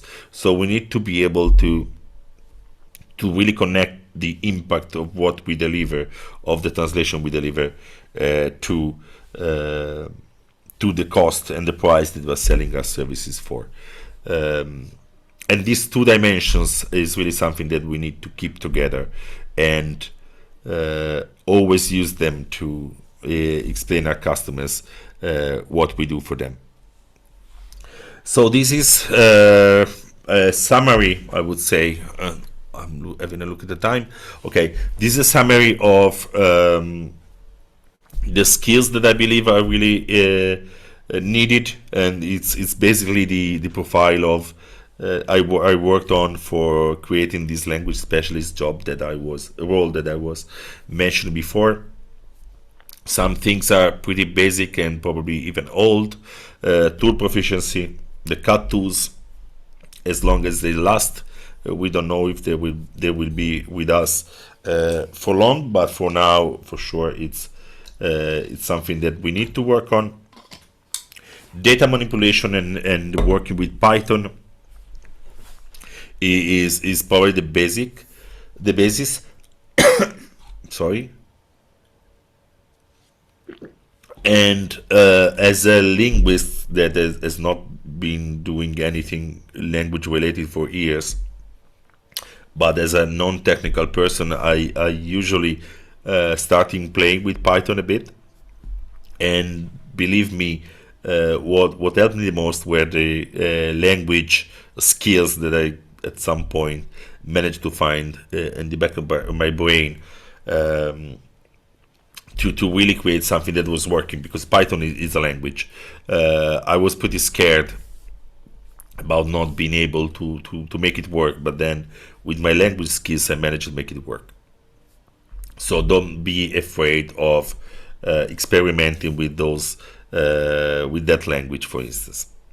I mentioned data management, working with TMX, JSON, different file formats, being able to convert one format to another. This is something that's not to be taken for granted. That's something that is really important nowadays. Of course, there's all the language skills section, language and culture. We need cultural intelligence, so understanding the culture of the target country for our translation or content creation. We need to have a linguistic precision, something that is not on the slide. I believe it's becoming more and more important to really master your own target language, because this is what really separates us and puts us on top of artificial intelligence. We know AI is very good with English, sometimes with Italian. For instance, it's not great when it creates content. So what makes a difference, it's really knowing how to use synonyms, how to use words that are appropriate for the target level, and so on. We sometimes focus too much on mastering the source language and not too much on our own target language. This has to do with the human touch, of course, so being able to preserve the tone and the emotions that are transmitted by the source in order to make it appropriate and relevant for the target audience. Of course, this is important for text in the marketing, HR, for instance, domains, probably not for translating technical documentations. And as I mentioned, interpersonal skills. Usually most of the freelance translators are not, well, even in companies, are not extremely good at that. Managing the relations with the customers, team collaboration, so working with other people in maybe other roles, is becoming, in my opinion, more and more important. And again, this is something that we need to get used more and more to develop, because more and more we will need to work with people in other countries doing other things. Believe me, putting together an engineer and the language expert might not be the easiest way to do, but the more we develop these team cooperation skills and teamwork skills, the better, of course. I would focus also on the client management. Again, often the customers would come to you with expectations that artificial intelligence will do everything. So we need to be able to explain them where it works, where it doesn't. And believe me, when you manage to explain this in a good way and you show your expertise, they will listen. I have customers where we do use AI for some projects, we do fully human service for some other projects. For some languages we never use AI because it simply doesn't work. But you need to show that you are expert in what you're saying and you can really listen to their needs. And of course you need to know what AI can really do and can not do. I will go very fast on this one. Think of AI, and this is more for someone that is in charge of creating workflows. Think of AI as someone that can speed up your routine work, but then you always will need someone to take care of the cultural nuance, of the creativity, of managing emotional intelligence. AI is really good for speed, really good for consistency. We all know it can hallucinate. It's been said before this morning. It's really good for scalability, but you always need a human layer for culture, for creativity, and for emotional intelligence. This is also a sample of what we do in our company. Maybe it's interesting, maybe not, but so you know where it can fit you. It's in 4 phases. AI will handle the complexity in terms of volumes. It can handle, for instance, preparing the translation memories and giving the linguist a good starting point. Phase 2, AI and human cooperate. This is really where there is a cooperation going on performing the translation task or generating the first draft, and with a mix of AI and human translation, which can happen in any order. It can be human first, working on the prompts, for instance. AI does the translation, then there is phase 3, which is quality assurance. More and more often it's done with a mix of AI and human. AI can do the consistency checks that we are used to have. AI can perform terminology verification. It can check the numbers. But again, there's something that AI cannot do, which is really judging if the translation feels correct, feels right, or conveys the intended objective of the customer.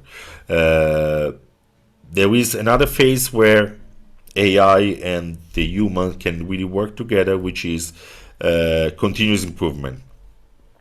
Artificial intelligence as well as machine translation, they need human feedback to get better, and this is something that only the humans will be able to do, of course.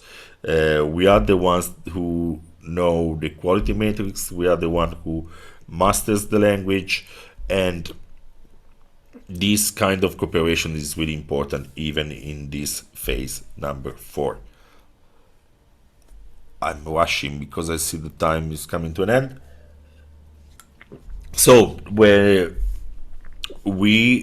I believe we have now recognized that careers in the language industry are not really linear. In the past, we would start probably as a translator, then we could become as translators specialized in a niche industry, and then maybe we would get to becoming the manager of a translation department in a big corporation. This could be a linear path. AI, artificial intelligence, has really changed that. And I would say in better, it has improved the situation. Now it's not really linear. We can really move between different tracks. It can be the technical track, it can be the very specialized AI track, where we only have to do with training the models, developing the data sets, and these sort of things. We could move in the strategic track. I would say this is probably one of the most interesting, because then you really have to do with the customers, understanding their needs, co-creating with them the localization strategies, and most of all aligning what you do, so the language work, with the business goals, which I think is the most interesting part. You can be an hybrid consultant working on the implementation, but also on co-creating the strategy for language work. And again, this is also something very, very interesting, which adds the emotional intelligence, the business skills to your technical and language skills. And this is something that we all are looking for very often. Not, as you can see, it's not something, there's no program at the university that will bring you there. I don't see any program offering this kind of role, but it's something that you will need to build yourself. Very important. As I said, there's no linear path in our industry anymore. There's no program creating these sort of mixed and hybrid roles. but there are huge opportunities for you to build your own career or to build your next career step. You will need to take information and learn from different sources in order to be able to become one of these roles. And I think this is very interesting because basically it's like saying you can build your own role based on what you like the most, for instance, or based on what you are also already able to offer and so on, which I think is also something positive that AI has been bringing us lately. So this is probably, yeah, we're heading to the end. Today's event is AI comprehensibility and how the human role connects to that. Well, we've been saying that AI can process language. It can do that in a very scalable, fast, sometimes even high quality way. It can analyze syntax. It can do many different things. But in my opinion, comprehensibility is much more than being correct or right from a grammar point of view or syntax point of view. It's really about producing content in a target language that has meaning, has clarity, has context. This is something that only the human translators can do. Only the human translators can interpret tone, can listen to the customer and really translate the intent of the customer into a target text, and also can know the culture of the target audience and can meet their expectations. It's up to the humans to provide inclusivity, to be aware of the bias of these systems or of the bias of the source text, for instance, and provide the respect for diversity. AI doesn't have a moral compass. This is something that we can and should bring in any translation project. There are tools, they have been shown early this morning as well, that can work and provide accessibility, for instance, or improve the text for accessibility. But to me, at the end of the day, it's the humans that can provide all of these that you can see in these slides. Of course, we need, as I said, to cooperate with artificial intelligence. Together with technology, we can provide global communication which is meaningful, it's respectful, and this is the human bit. So the challenge, but also the opportunity, is to be able to use our language skills and our human emotional skills, our moral compass, to be able to create systems that are ethical and that are really able to provide, for instance, language access and all I've been saying. It's an evolution. It's not by any means an extinction. I started saying that I delivered a similar presentation last year. This is absolutely true. OpenAI told us that we are going to disappear pretty soon. After 3 years, we are still here. Of course, it's changing. The world is changing very fast. But it's my conviction that hybrid skills will be essential. We will have to learn new things. I personally find this very interesting, having the opportunity to add new skills on top of translation, interpretation, terminology, and so on. So continuous learning is becoming more and more imperative. There's no way we can stop learning with the pace that technology is progressing today. Finally, of course, the human elements will remain replaceable. Large language models can simulate language, as you all know. We need to take care of empathy. We need to take care of meaning, of making the translation feel human and resonate in the user's brains. And this is something that only the human can do. So let's not be afraid of artificial intelligence. It's a partner, it's a tool, it's an intern that we can use to work in a faster way, but also let's use it to work in a smarter way, which is something that we usually forget to do. But the collaboration man and machine will probably be the best mix.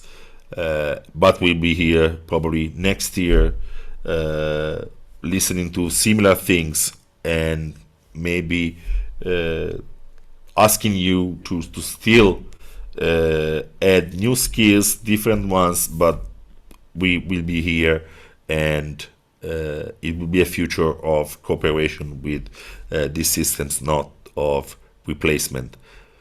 And with that, 5 minutes for questions. That was my last one. Thank you very much, Diego. Very interesting presentation. We do have 2 questions in the chat. The first one is from Olga. The new linguistic occupations would be needed maybe only a couple of years, and then they would become obsolete because of the further development of AI. Could it mean the career opportunities proposed by you would also change or disappear? So, did I say that these new roles will disappear in 2 years? I don't think so. Did I?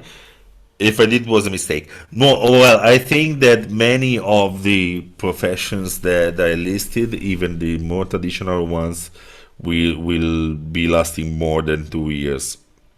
There will be roles that maybe are emerging now that in 2 years will lose some of their importance. But again, when everybody was talking about prompt engineering 3 years ago, and we are still in need of prompt engineers. AI will get better, for sure, but there will always be someone that we need to check the terminology, that we need to check the output of artificial intelligence. Maybe they will have to change again. Maybe the prompt engineer, I'm just guessing, will not work on creating the prompt from scratch, but will use some different tools to create prompt by using AI, for instance. I don't know, but I do think that many of the roles that I listed will not disappear. They will change, probably, yes. Thank you. Then the next question is from Luc. Don't you think that AI will soon learn to do the things that you say it cannot do yet, such as tone, intent, audience expectations, judging whether a text feels right? Very interesting questions. I think there are some of the things I mentioned that I can already do, not in the best way, probably. You can train the AI to simulate the tone, to copy the tone, for instance, for marketing. You give your website to artificial intelligence tools, and it will try and replicate your tone for another kind of content.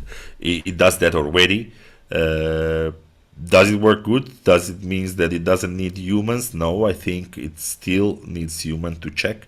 It still needs human to, for instance, prompt the AI to simulate the tone in the right way. It still needs human to give it the data that you need to analyze audience expectations, for instance. So, but again, it will be different roles, different tasks, but someone will need to tell the artificial intelligence system or the LLM what the audience expects, or we need to convert the data that we collect about audience expectations in order for artificial intelligence to read it. So there will still be a need for human intervention, I believe. And there's one more about literary translators.